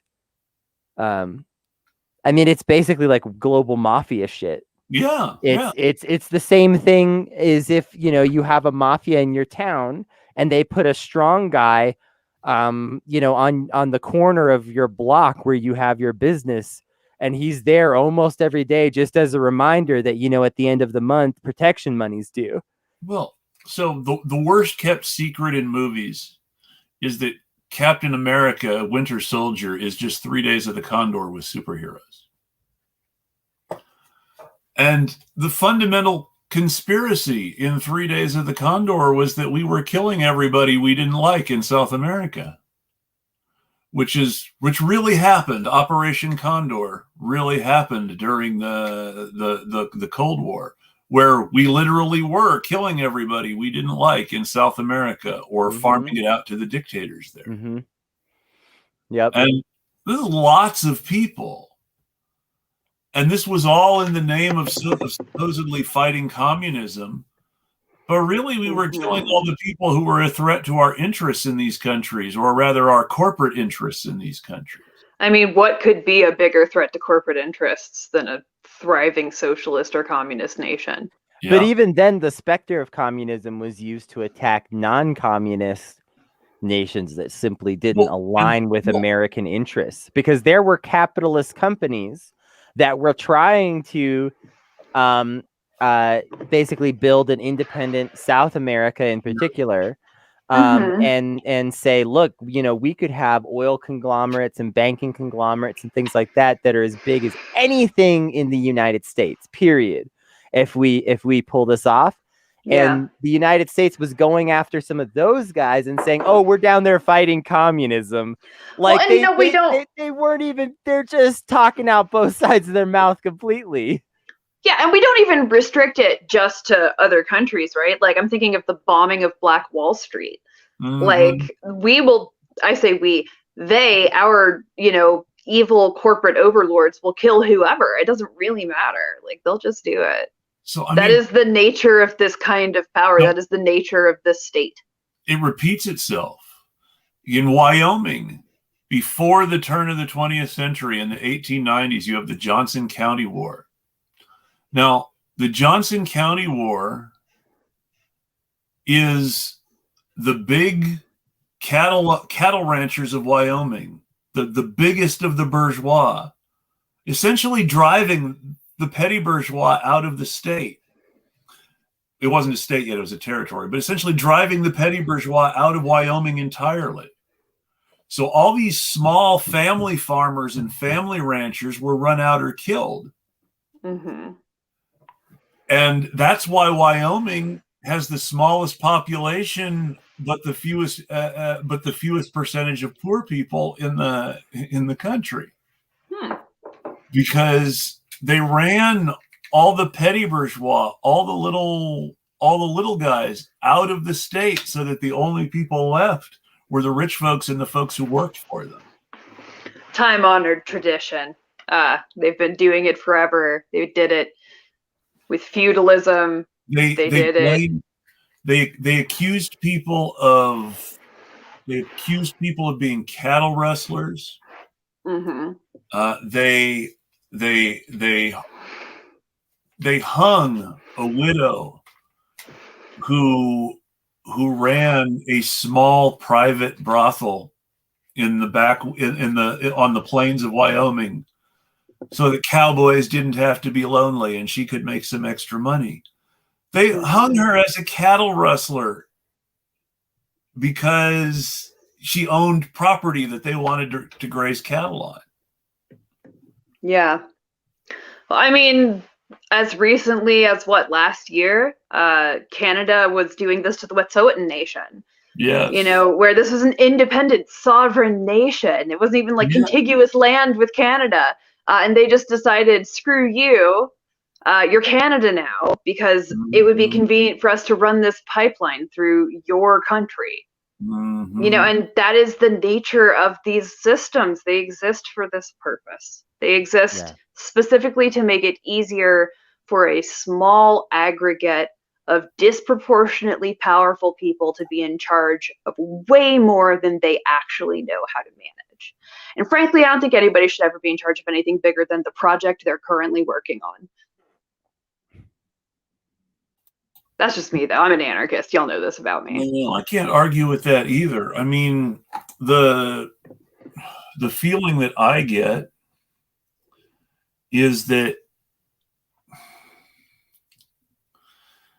we have such a twisted understanding of power. And we have this idea that everything has to be top down. And this great man theory from history that we got stuck with by fascists like Carlyle, and that we can't shake. Well, it's a lack of societal trust, in my opinion, right?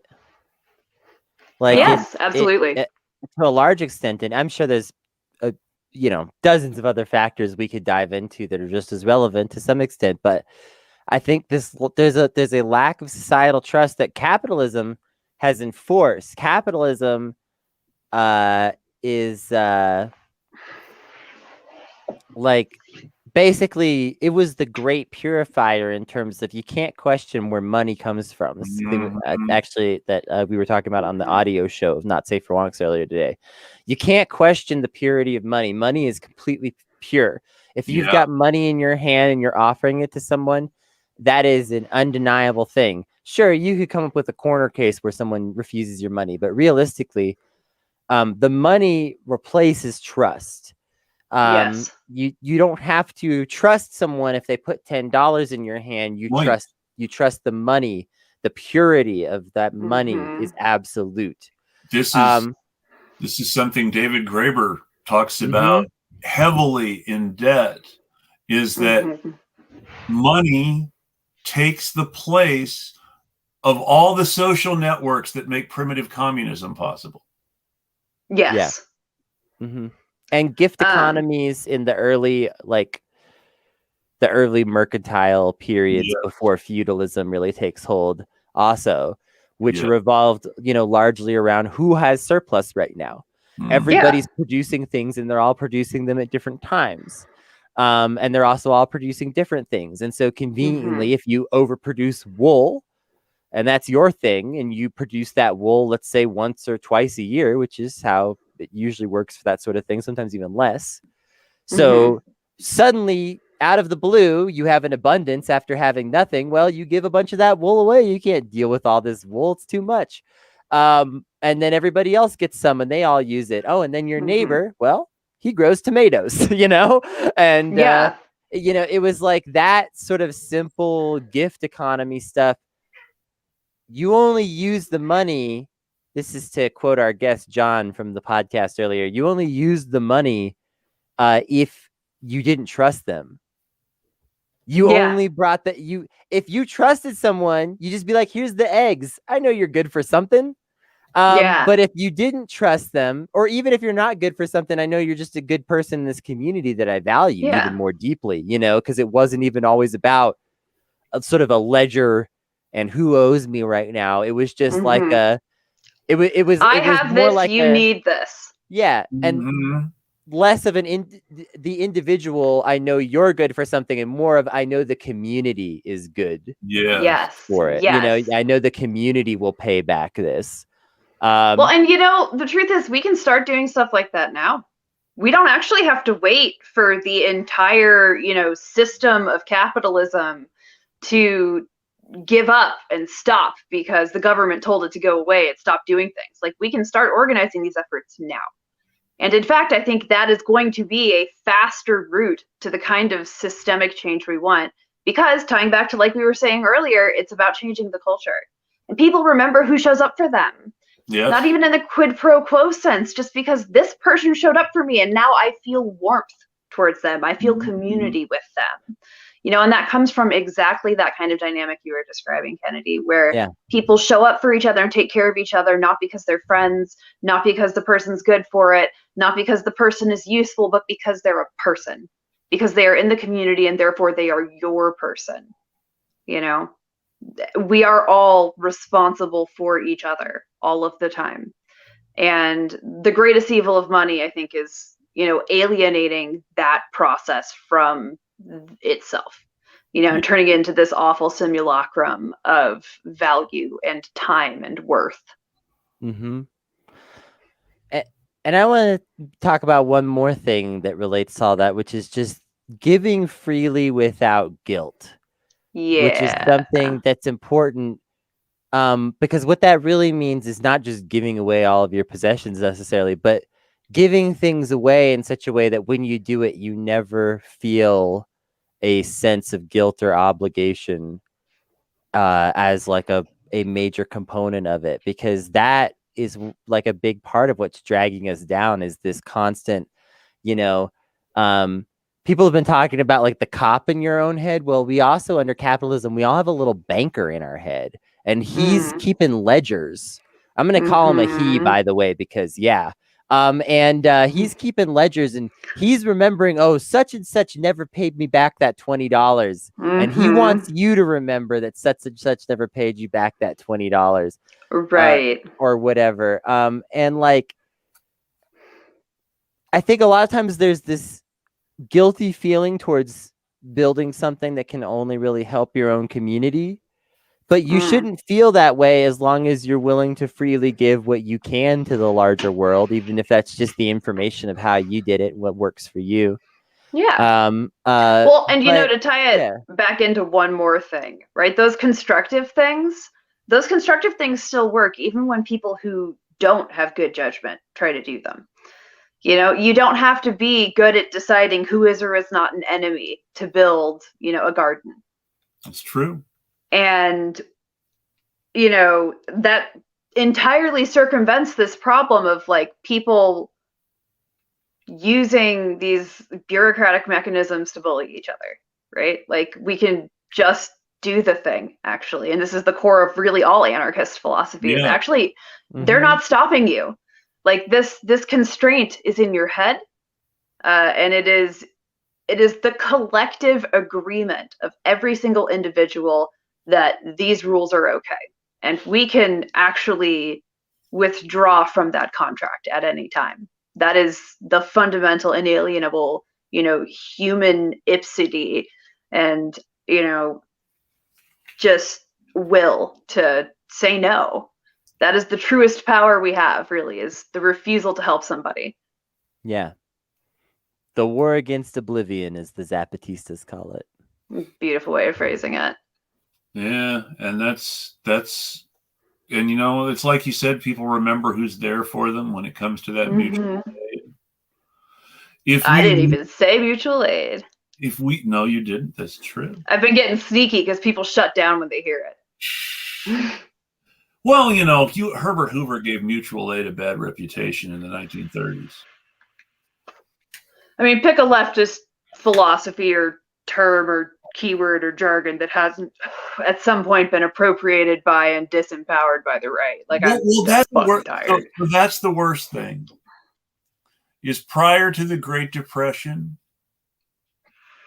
everybody in the quote-unquote progressive movement of the time looked up to Herbert Hoover as the great progressive of the movement because of his leadership on peace and civil engineering, because he was both a Quaker and a civil engineer. So those were things that were important to him. But he had this very, very old-fashioned Puritan idea about economics. And now so this, I tweeted this earlier today because somebody asked me the difference between the culture war and the class war. This ties into what we were talking about the culture, and this is important. The class war is the working class fighting against the landlord and the boss to maintain their own culture. The culture war is this bunch of petty bourgeois Republicans and with a Puritan moral structure, and this group of managerial elites on the Democratic side with this permissive, as long as you can afford it, moral structure. And they're fighting over who gets to decide the rules for us. That's the culture war. I think that you can even go broader. Like, Yeah. I think when we talk about the culture war, we should actually start talking about a cultural revolution. Well, definitely. Well, now, I don't necessarily think we should go with the Maoist re-education camp strategy, but I do think that, we need to take seriously the reality that people's opinions and attitudes have to be changed. Working class solidarity starts with the creation of working class culture. Yes, absolutely, yes. They built a whole political movement in Germany around going to the beer hall after work instead of taking the schnapps the boss tried to give you on the job. Yep. They built a whole political movement in Russia around newspapers that were being carried around the country, in some cases by soldiers who had been co-opted from the army. I mean, Right. silly stuff. They built a whole culture in the United States around things like socialist Sunday school instead of church. Mm-hmm. And these big parties for everybody at the mill where all the employees pitched in to have a collective union party. Mm-hmm. I mean, all this stuff that came from this culture. Mm-hmm. And that was what built the strength behind that labor movement. It was the culture. Well, and people wonder where like the left redneck movement comes from. All that kind of like natural cooperation you're talking about just happens in farming communities. Well, now I'm not saying it happens in every single farming community, but historically, you do things, and I'm speaking from my own experience as a farmer here. You do things like you get together groups that go around from farm to farm, and once a month you go to a different farm or whatever for a day, and everybody helps with a big project. And maybe you good neighbor stuff. Yeah, Yeah. Some people call it a crop mob, or other like cutesy names for it too. There's definitely like, there's a lot of ways that people put it depending on where you go and who you talk to. Yeah. But it's just this thing where, pretty much anywhere you go where there's a large community of small and medium-sized farms, you'll find groups like this doing this sort of thing. And then what do you do at the end of that? You party. After 8 hours of labor on somebody's farm, they bust out the food and the booze and the weed and all the good stuff, and people party and they socialize. And that, first of all, you have the feedback of like your farms are getting things that they need through this like group effort, but then also you have the added feedback of the socialization that naturally builds socialism without anyone injecting any theory at all. No one has to bring theory into it. It will naturally build socialism on its own over time. Well, and that's because community is fundamentally created by cooperative projects. Yeah. Like, you can literally sit like a fascist and a tanky down in a room together, or maybe a fascist and an anarchist, I don't know which one's more opposite, and have them build an IKEA desk together, right? And after that period of time, they will feel warmer towards the person they built the desk with, even if it's somebody whose ideology they hate. Because underneath all of these layers of ideology and symbolism and weird, centuries-old philosophies about the state of nature and punishment, like underneath all of these sort of signifiers, right, we're just animals. We're social animals. Everything that humans have done ever that is any kind of interesting was a group effort. A single human does not exist. There is no such thing as a truly individual human. So okay, but if you put me in a room with a actual hardcore fascist and you said built this IKEA desk, you might come in and the fascist is a permanent part of the IKEA desk. I think there are probably some people who would do it, but I think the vast majority of people, even if you put them in with somebody whose ideology they absolutely hate, they will say, well, maybe that one could be saved. No, I You mean, know? you put me in a room, and I can tell you actually the best example I have of this is just like getting into like ride shares. You put me in a room with somebody who's as far right of me as you can get, but isn't like a fascist. And I'm still willing to like have a conversation with them and like give it a try. You never know. Sometimes you would be shocked at the people who agree with you. This is something we've talked about on Not Safe for Wonks a lot, is that a lot of people on the far right agree with the idea of big structural change. That's a great in. I openly talk to my Lyft drivers about communism. Yeah, do it. That's good. Yeah. It's good to have those, be annoying about it all of the time. That's the most important thing we can do. That's the whole thing. It just if we're having a conversation anyway, something just comes up that makes communism easy to introduce. It's just the way the world is now. Well, you can't talk to a working class person for more than 5 or 10 minutes without something coming up that they do not like, that is hurting them, that is directly because of these systems. It is extremely easy to tie people's suffering to these systemic causes. And we should be doing that all the time, right? And that's why we should be building community, perhaps not with fascists. I think that's a really extreme example, but it's sort of the naive. Yes, I do. And I think there's a line where it's not worth the effort, right? I think there's a line where the amount of energy it takes is just not worth it. That's true. And I think, again, it's sort of this judiciousness we're talking about, not just in terms of, who we fight, but who we try to save.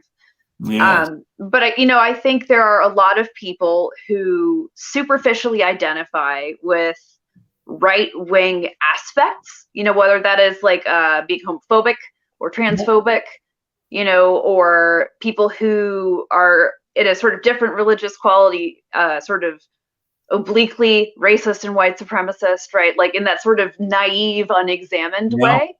And I think those people are worth talking to. Not the ones who are hardened, who know they're doing it on purpose, who sincerely believe that like violence is the answer, but the people who are sort of just, that's what they were raised with, that's what they believe, and they never questioned it. Those people you can get to a lot of the time just by asking them good questions. If we're gonna kind of side-eye fascists and ex-fascists for a second, I'll just rehash a take I had on Twitter recently and say that I'm all for ex-fascists taking on the job of talking to the fascists. Yes. Yeah. I think 100% yes. And that is part of the nature of allyship. If you want someone to do it, get some people who were on the inside, have learned cult deprogramming and de-radicalization techniques, and have the ability to actually go reach those people. Not the people doing it on Twitter and Twitch now.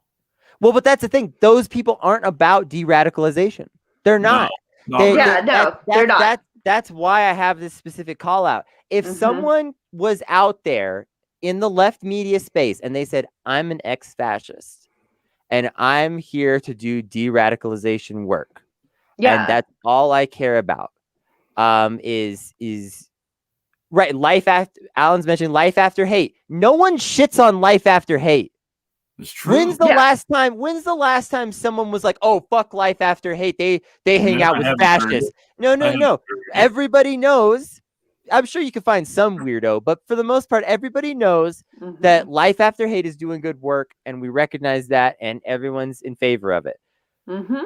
If one of these popular Twitch dorks that's an ex-fascist were to be doing that kind of work with their platform, I would honestly probably give that the time of day. I would. I think that kind of shit's important, and I think those are the people that need to do it. They're the best equipped to do it. I also feel that they sort of have maybe a slight social debt to those of us who are more marginalized and are in no position to do it whatsoever.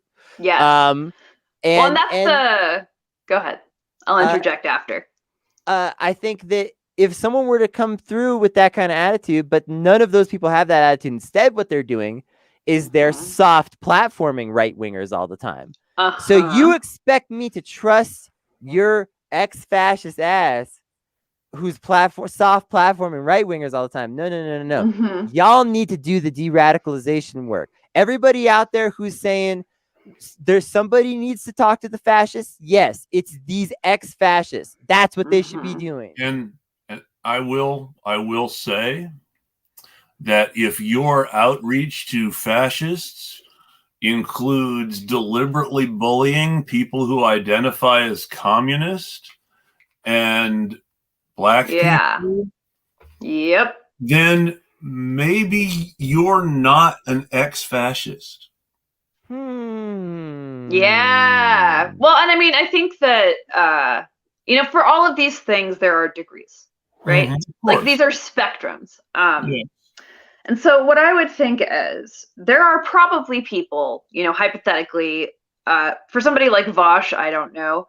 And sidebar, Vosh quoted me by name. Don't say his name again. If you say his name 3 times, he might appear. I hope he quoted me by name. I reached out to him, like, hey, would you like to have me on? Never even responded.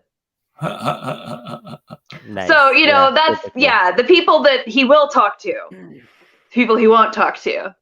Well, that's the whole thing, is that he has never once invited the people he harasses on his show. No. Yeah. He went out of his way to harass Luna, who's the YouTuber in Vietnam I was talking about earlier. He went out of his way to harass Luna on his show, and then to respond to something that she said on her show in response on his show again. But he completely rejected any sorts of overtures to actually debate with her directly.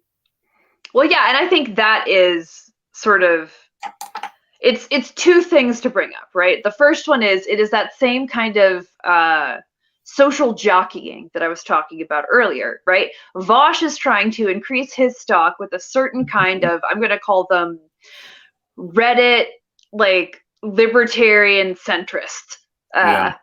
And he's trying to build his stock with them because they're his audience. And in doing so, he is shitting on people to the left of him. Yes. Because those people, his audience, ultimately are leaning right. So if he attacks right, they're going to leave him. But if he attacks left, it'll be drawn in. They'll think, oh, you're closer to me. So what I would say is, in this kind of situation, in a sort of ideally functioning society, right?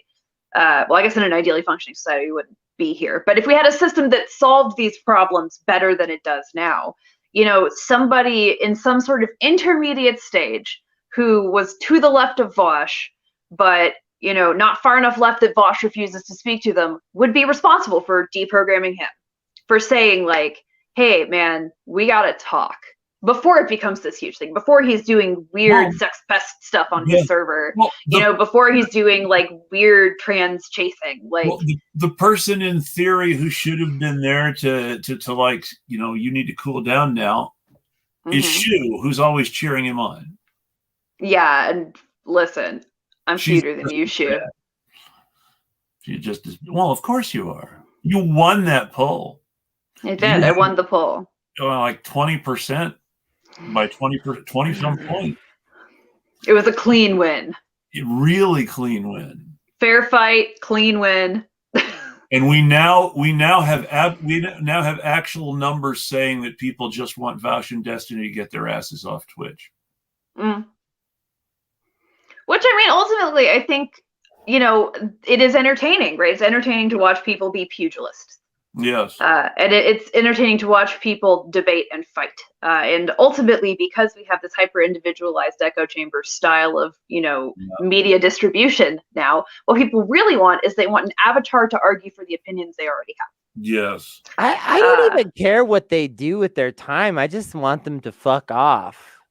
You know what I mean? Like, I don't care that people like this kind of content just because I don't want to make it that much or like participate in it that much doesn't mean that it's wrong that anyone should ever want to watch, like you say, like a pugilistic sort of debate, style program. Look, debate pros have existed since Socrates, like probably before then too. If that's your thing, fine. The issue is when they started like feuding with actual organizers and organizations on the reg. And like this Ryan Knight DSA I was thing, about to say his Knight, name. You gotta slow down. Yeah, man. Like you have to understand what's happening here, because it's Ryan Knight is pushing back against something very specific, and every time he says DSA, he's actually talking about a very specific group of trolls on Twitter. I know, and that's the problem. Who are all, but here's the thing, those trolls are all very full of themselves and very happy to speak for DSA. And some of these trolls have blue checks behind their names to lend weight to their pretending to speak for DSA. Yeah, well, and I mean, I think Ryan screwed up when he walked onto the scene, because he literally walked onto the scene with, okay, it's fine, I'm here now, I will save you. Which does not land well with leftists, just generally speaking, and in particular lands very poorly with any kind of anti-imperialist, right? So he walked into the scene knowing very little about us and started telling us what to do, and we reject that because obviously. I've never then that's the whole thing. I've never thought of anything Ryan Knight was saying as telling me what to do. That's interesting. I think he definitely does some telling people what to do. I think he's gone. I think at first, I thought a number of like his posts about the DSA, I was like, well, that's pretty valid. And I just scrolled on because I was like, well, there's a lot of criticisms to make of the DSA. Oh yeah. And it was no big deal. But when it reached the point of like weeks of him actively feuding with some DSA organizers in particular that I know to be not the kind of people he was trying to paint them to be, that's when I started to feel like I get that you're upset, Ryan, and I get why, but you're starting to target the wrong people. No, that's you've got it backwards. Those people were targeting him. That's the whole point. They were deliberately going after him, and he was pushing back. It is wrong to say that he was calling out people who weren't that kind of people. In many cases, these people who supposedly aren't those kinds of people were acting like the most horrific kind of bullies to specific people. Yeah. Anybody with and because they justify it because they're punching up. I agree with you to a large extent, Chris, but my concern that I'm trying to express is that I think his shotgun blast is getting a little too wide, because I know well, I mean, it's gotten to the point where I have felt insulted. I know some people in particular who are, I don't want to call them out by name because I don't want them to feel drug into this for no reason, when I know some of them don't want to deal with it. But there are people in particular that I know that are 100% legitimate allies and comrades to the cause, doing real organizing work, that have gotten caught up in this scuffle because they've dared to sort of say, hey, you know, DSA isn't perfect, but you should really look into, you know, the way that some chapters, such as, you know, the one that I'm in, have been able to organize important projects or blah, blah, before you just dismiss it. And I think that that's fair. I mean, I think there has to be a certain amount of burden of proof on actual material good being done. I'm gonna say something that I try not to say most of the time. I totally agree with the PSL, SEP, SWP criticism of DSA. 100%. Which one is that? Just to make sure we're clear. That they're a bunch of liberals. Now, I'm not saying that makes them bad people. Yeah. I'm not saying that makes them bad people. But number one, they need to be more self-aware about the fact that they're a bunch of liberals. Sure. And when they are more self-aware about it, they will actually be able to get along better with people to their left. Sure. I think so. But now the other side of it is, this is important. Of course they're liberals. The whole premise behind DSA is what's possible. And the left wing of what's possible is always going to be some form of left liberalism. It's just how liberal politics works. Sure. I also think there is a reasoning error here, which is sort of based around where people put the ground floor of who they're willing to engage. Oh, sure. And so DSA, I have plenty of criticisms about DSA. Oh, Y'all yeah. know at this point I am pretty far to the left of DSA. Oh, I know.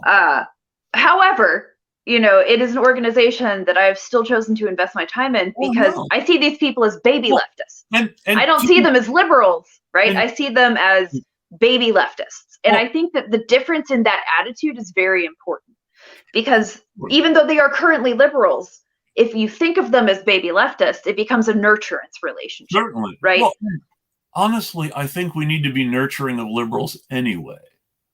I mean, I'm not saying it's bad to argue now and then. And there are certainly situations where you have definite bad faith actors who are very illiberal. And I'll say even further, there are certain strains of liberalism so toxic that it's okay to not want to engage with them. That you don't have to give a pass to all liberalism when some of it is obviously just beyond the pale at times. But a lot of liberals are not really like that. They're actually pretty tolerant. That's why they're liberals.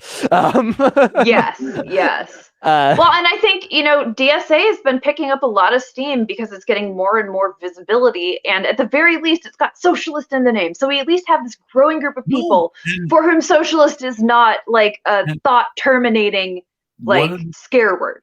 One of the things I say all the time is, hey, no, you can trash the national organization and their political decisions all you want, but I know chapters that are doing really good work.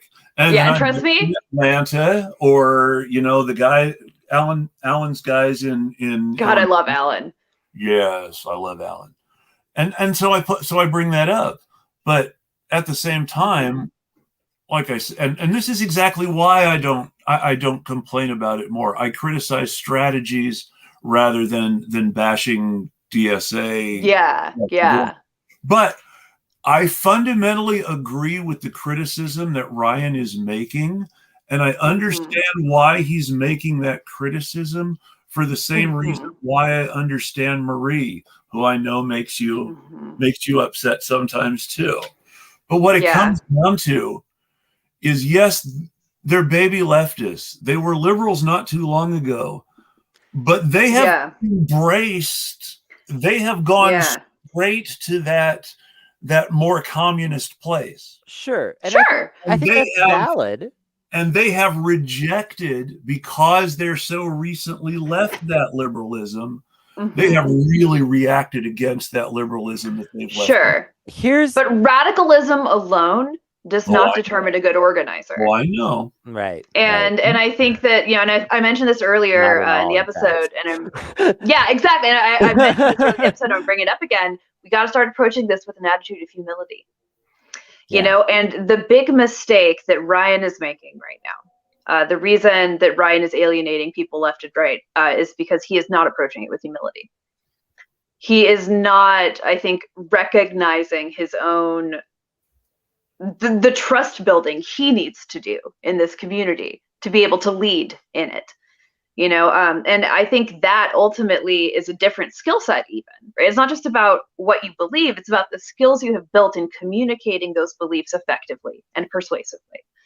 And that is why I think organizers in particular get so frustrated with people who have these big platforms and then purity test organizers. Because every organizer I know is coming from this place of I go out in the community and see how far to the right the community actually is, and it's bad, y'all. And we got to do something about this because it's festering. Yeah. So I think if you take a lot of Ryan's individual criticisms of DSA, I agree with a lot of them. And Ryan Knight, if you happen to see this by chance, be happy to talk with you publicly or privately about any of this stuff. Yeah. Because I genuinely don't think that you're like a sock puppet or like a are like a shill. I genuinely think that you're out here trying to do the right thing with the left as best as you can.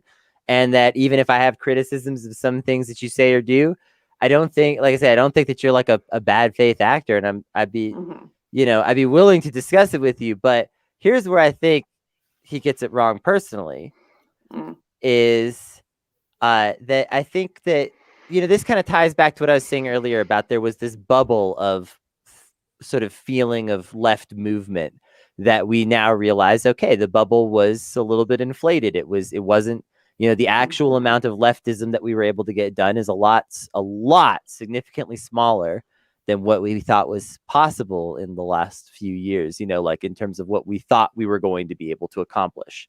I think that some people are still a little bit in a fantasy that we have more power than we do. Yes. And I think Ryan is probably one of those people. And I think I that's don't even what know he's if it's getting a it wrong. fantasy. Because It's not. So it's not. I think it's just a lack of perspective.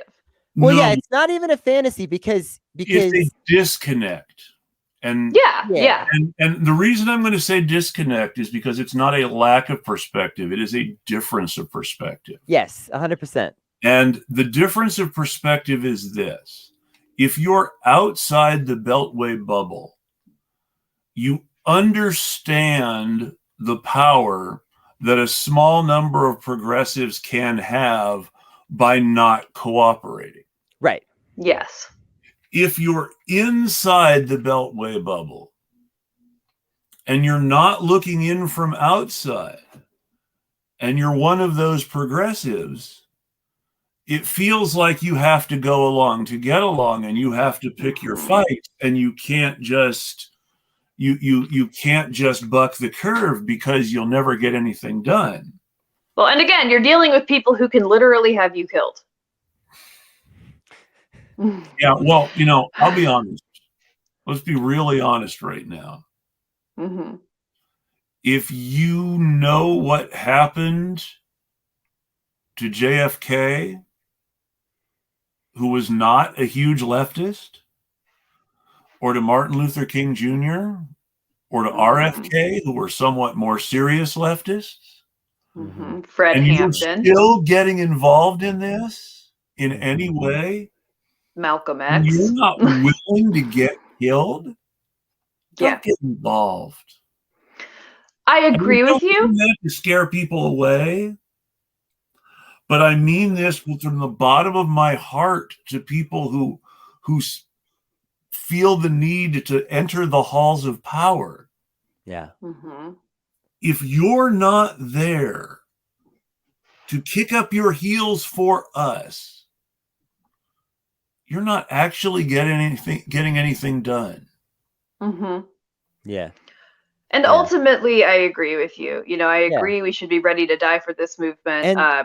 And I encourage everybody to understand this as a thing you might eventually get murdered for attempting. And also, I'm nonetheless sympathetic to the kind of pressure that creates.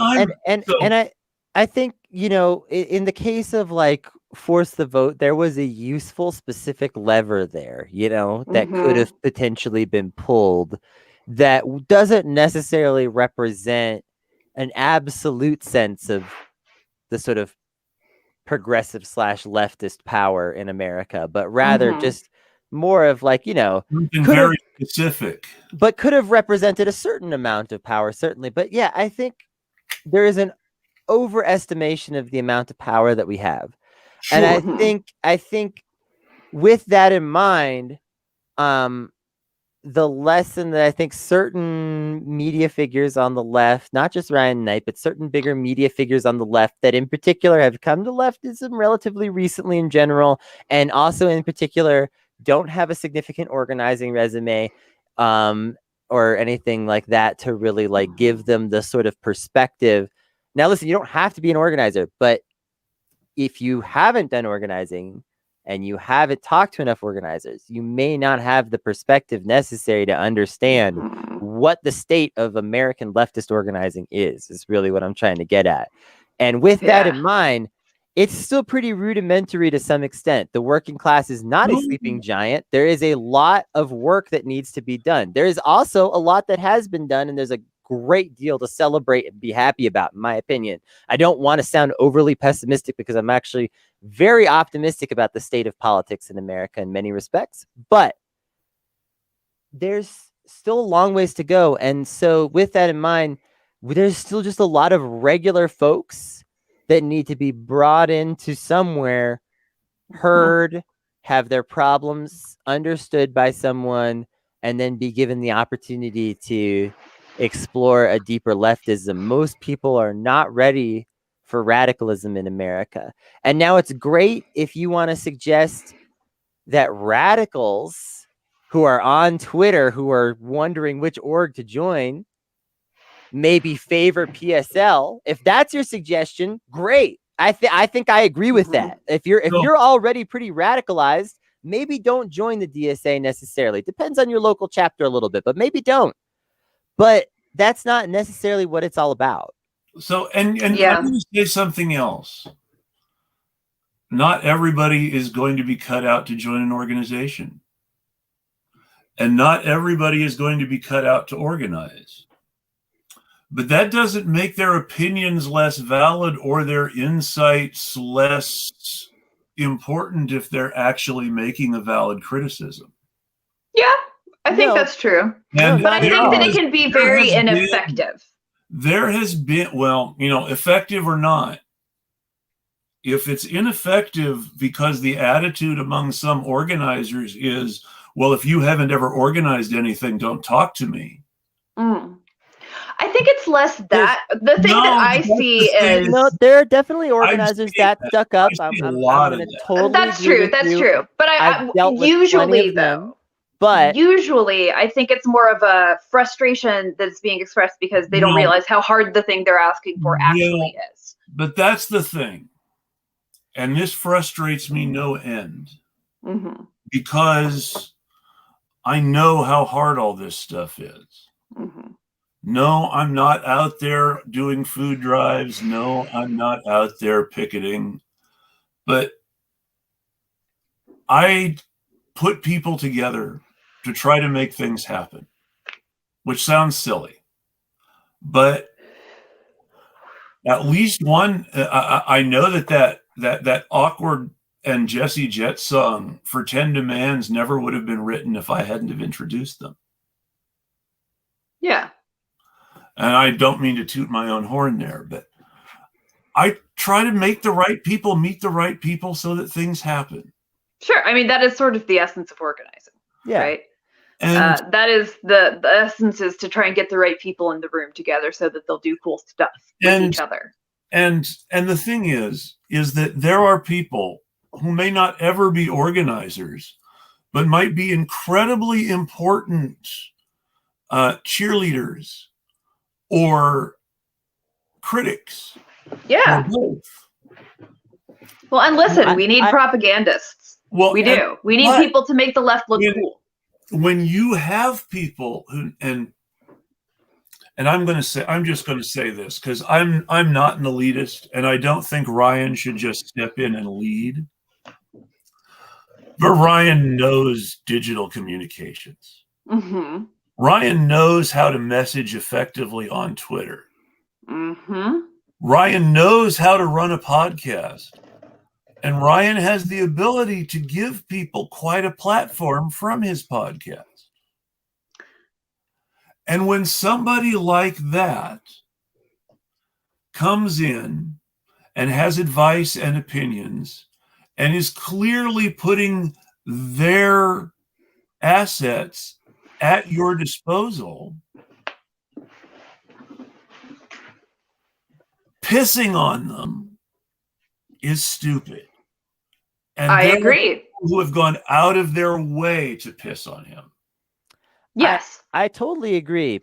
But you mentioned elitism, and that's why actually this is important to me, is because of elitism.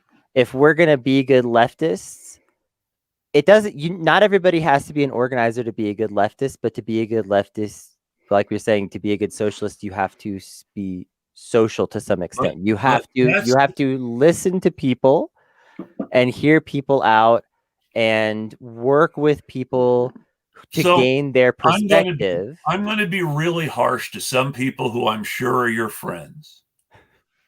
I have never felt like Ryan Knight doesn't listen to me because I'm not an asshole to him. But you also, Chris, you have 20,000 followers on Twitter, and Ryan respects numbers. I'm just going to be real. Yeah, but I didn't have 20,000 followers on Twitter when I got to know Ryan. The first I know, but also his following was a little smaller than too, and blah his blah. following is always much bigger than mine. And all I'm trying to say is that Ryan, Chris, I just have to point out that you are a white male with the largest Twitter following, and that I know a lot of people who don't have the same numbers or privileges that aren't treated the same way by him, myself included. And I've never been rude to Ryan once. To be clear, I've never, ever been rude to Ryan. I've always been actually pretty fucking nice, and I've never even been particularly critical. But I don't always get engagement when I try to provoke a discussion with him, even when he's talking about a topic where maybe he should be listening to me. I don't always get engagement either. But in fact, he does follow 60,000 people. So let me be clearer. Yeah, he never directly engages with me when I've tried to get engagement with him. Okay. And I know other people who, again, are more marginalized and don't have a large Twitter following the way that you do and have a similar response when they try to. And I think, but all I'm trying to say is that you can't do leftism from a tower. You have to come down and talk to people. Ryan can be as critical of organizing as he wants, but he needs to make sure he's getting enough perspective from the right people along the way. If he's doing it all from a pretty posh California type lifestyle, because let's be honest, and he's not talking to enough poor organizers, and I don't think he necessarily is when he's making certain really broad accusations in particular, because I think if he was, he would narrow those accusations a little bit. I think his criticisms would be largely the same and largely directed at the same people, but I think he'd have the sense to be a little more specific if he interacted with certain people more. And that's all that I want from anyone on the left, really, is to be willing to reach out. And Ryan, you don't have to respond to me, for the record. I don't even reply to you that much these days because I haven't been I'm not even that good at Twitter lately. But just think, if anyone on the left who is of this type happens to hear this, please think about this. In my opinion, is just that, you gotta come down from the tower and talk to everybody. You don't have to believe everybody, agree with everybody, trust everybody, or not keep some of your criticisms the same, but you have to listen enough. People are never going to come down from the tower for people who they don't feel are coming down from the tower for them. So if I can wrap all of this up with a real nice photo point I've kind of been making this whole time. These systems encourage this outcome. Yes. Right? Like creating an algorithm that encourages this sort of internet pugilism because it's entertaining creates this outcome. Right. Yes. Putting social capital on who can do the best dunks creates this outcome. And so when you have an outcome like Ryan Knight, that is a big example of a thing that's happening in a smaller scale every second, every day. Yeah. And so when I talk about we need to do this cultural revolution and we need to lead by approaching this ourselves with humility, right? I'm talking about like these conversations right here, where we are actually humbly approaching this with the understanding that we can be wrong about stuff. And I really don't think there is a way to bully or shame that system of bullying and shaming out of existence. That makes sense. Yeah. I think you got to actually counteract it by doing the opposite action, which is being patient and kind, which sucks, right? I know nobody wants to hear that because it's not entertaining and it takes a lot of work and it's really, really thankless. Well, and also I don't think there's a better way to get it done. I will say that I'm not perfect. I have bad days. I dunk on people too. Sure. But I feel like the reason I have the reasonably large Twitter following is because I've been trying to give people good, honest engagement from day one. Yeah. Yeah. And that I try just to be straightforward and willing to admit when I'm wrong and listen to other people, but also expect them to listen to me. Yeah. Mm-hmm. And I'm sure that you guys have noticed that I'm at my absolute harshest when I think someone is not listening to me the way I'm listening to them. Oh, yeah, absolutely. And I think that motivates everybody, right? I think people stop talking to each other and stop arguing with each other and end up in a fight with each other when they stop believing the other person is there in good faith. Yes. And I think, honestly, the best antidote to that is just earnesty. It's just to come here in good faith and just do it and let people hurt us sometimes. Yes. You know, I made a conscious decision a while back to let people hurt me before I stopped trusting them. And I've actually probably gotten hurt less often, actually. And also, I mean, it's worth it. You know, I've actually been able to reach people because I decided to just let them hurt me first, you know? And I'd love for him to confirm or deny. This is my last thought for the night. And then I'll ask you guys if you have any last thoughts, because I know I've been looking at the clock for a while and trying to find a good way to stop. I know that right? I've been watching Rachel look around like, oh, can I escape? Oh, no, what that is literally just ADHD. And I'm fidgeting because my back hurts. But like, I'm not trying to put you on the spot. I'm joking. But when you see me looking over here randomly, it's actually because I'm thinking. Usually, yeah, no, I do that. I do that too. Sometimes I try really hard, and this is weird. I try really hard to maintain eye contact, even though it's really a camera here and not your eyes here. Yeah. I think I need to move my camera to a place that feels more natural. Anyway, what's your final thought, Chris? Let's have it. Well, my final thought is, and now I lost it. No, you're talking about. My final thought is, I really think, and I saw this when he started sharing the World Socialist website article about AOC a lot. I really think Ryan Knight is almost a Trotskyist now. Yeah. Wow. And I think that that's really where a lot of this is coming from. He's sort of embracing that Trotskyist side of things and feels sort of at home there and is just sort of letting it fly. And he can correct me if I'm wrong, but I think he really feels like he's found his place and his ideology and where he feels able to express himself. And you can say what you want. Yes, he lives a more comfortable lifestyle than I do. I have only gained from my political decisions on Twitter. I have gone up and up and up. He's lost followers from the decisions he's made. He's lost money from the decisions he's made. He's lost a big platform from the decisions he's made. And he's still trying to contribute despite all of that. Yeah. I think he's sincere. Yes. And honestly, Ryan, have me on your show. I will talk to you about this exact same thing. I will be very friendly and patient about it. However, I think that you're going about this in a way that's ineffective, and I want to help you be a more successful leader. You know, and that's really what this is about. These are what these sort of critiques are about. It's not like I want Ryan to fail. I want Ryan to succeed because his goal is to create a socialist country. You know, his goal is to realize this dream, and I want everybody who wants to make that happen to succeed. But I think that he is doing things that are making it harder, and I want to be able to help with that. You know, I want to share my insights that I have from, you know, the work.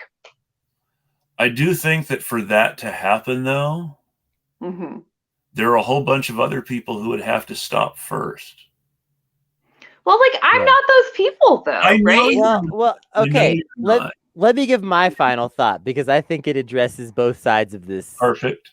This problem to a large extent, which is that I think if there's one thing that I could give to the left as a lesson, and there might not be anything else in my head that's worthwhile, but this one thing I'm pretty fucking sure about is that we really need to be clear about the fact that we do not have a left platform in the United States, and Yes. that thinking your personal set of beliefs is the left platform and gatekeeping and doing rigor testing and things based on that is not fair to anyone.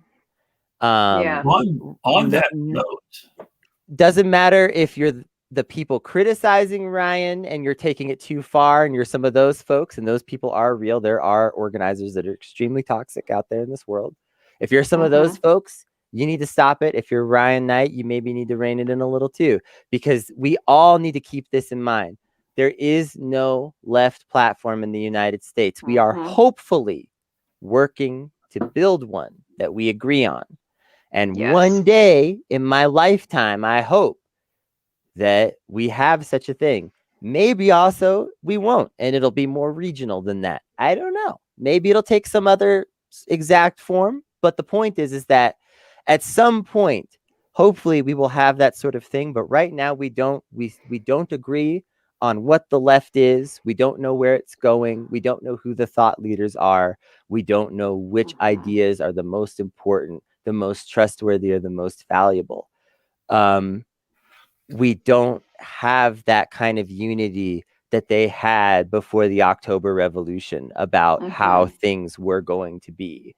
We don't have that unity that they had, before the revolution in Cuba about how things were going to be. Yes. I hope that we can get there, but we have to be realistic about where we are and treat each other with that patience. It's important. And I would actually argue we have it worse than before the October Revolution and worse than before Cuba, because we also have all these intervening decades of extremely active anti-socialist propaganda. Yes. We are not only starting with people who haven't heard of socialism, we're starting with people who hold it in contempt.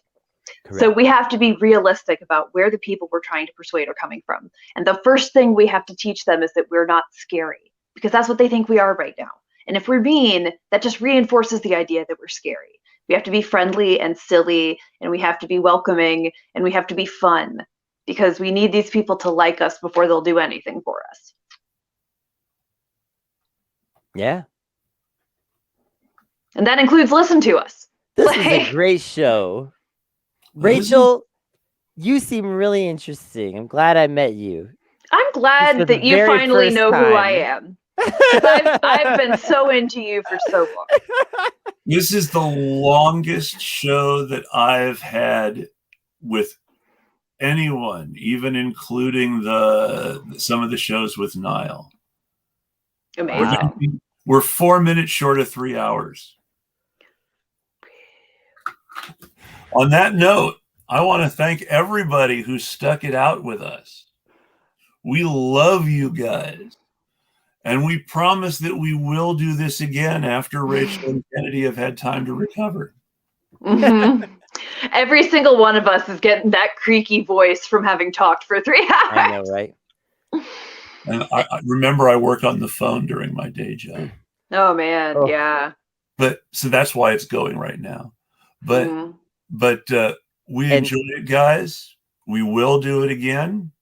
The show will be on hiatus next week because Kennedy and I want to take some time to talk about the way it's going. Now that it's clear he is no longer my guest co-host.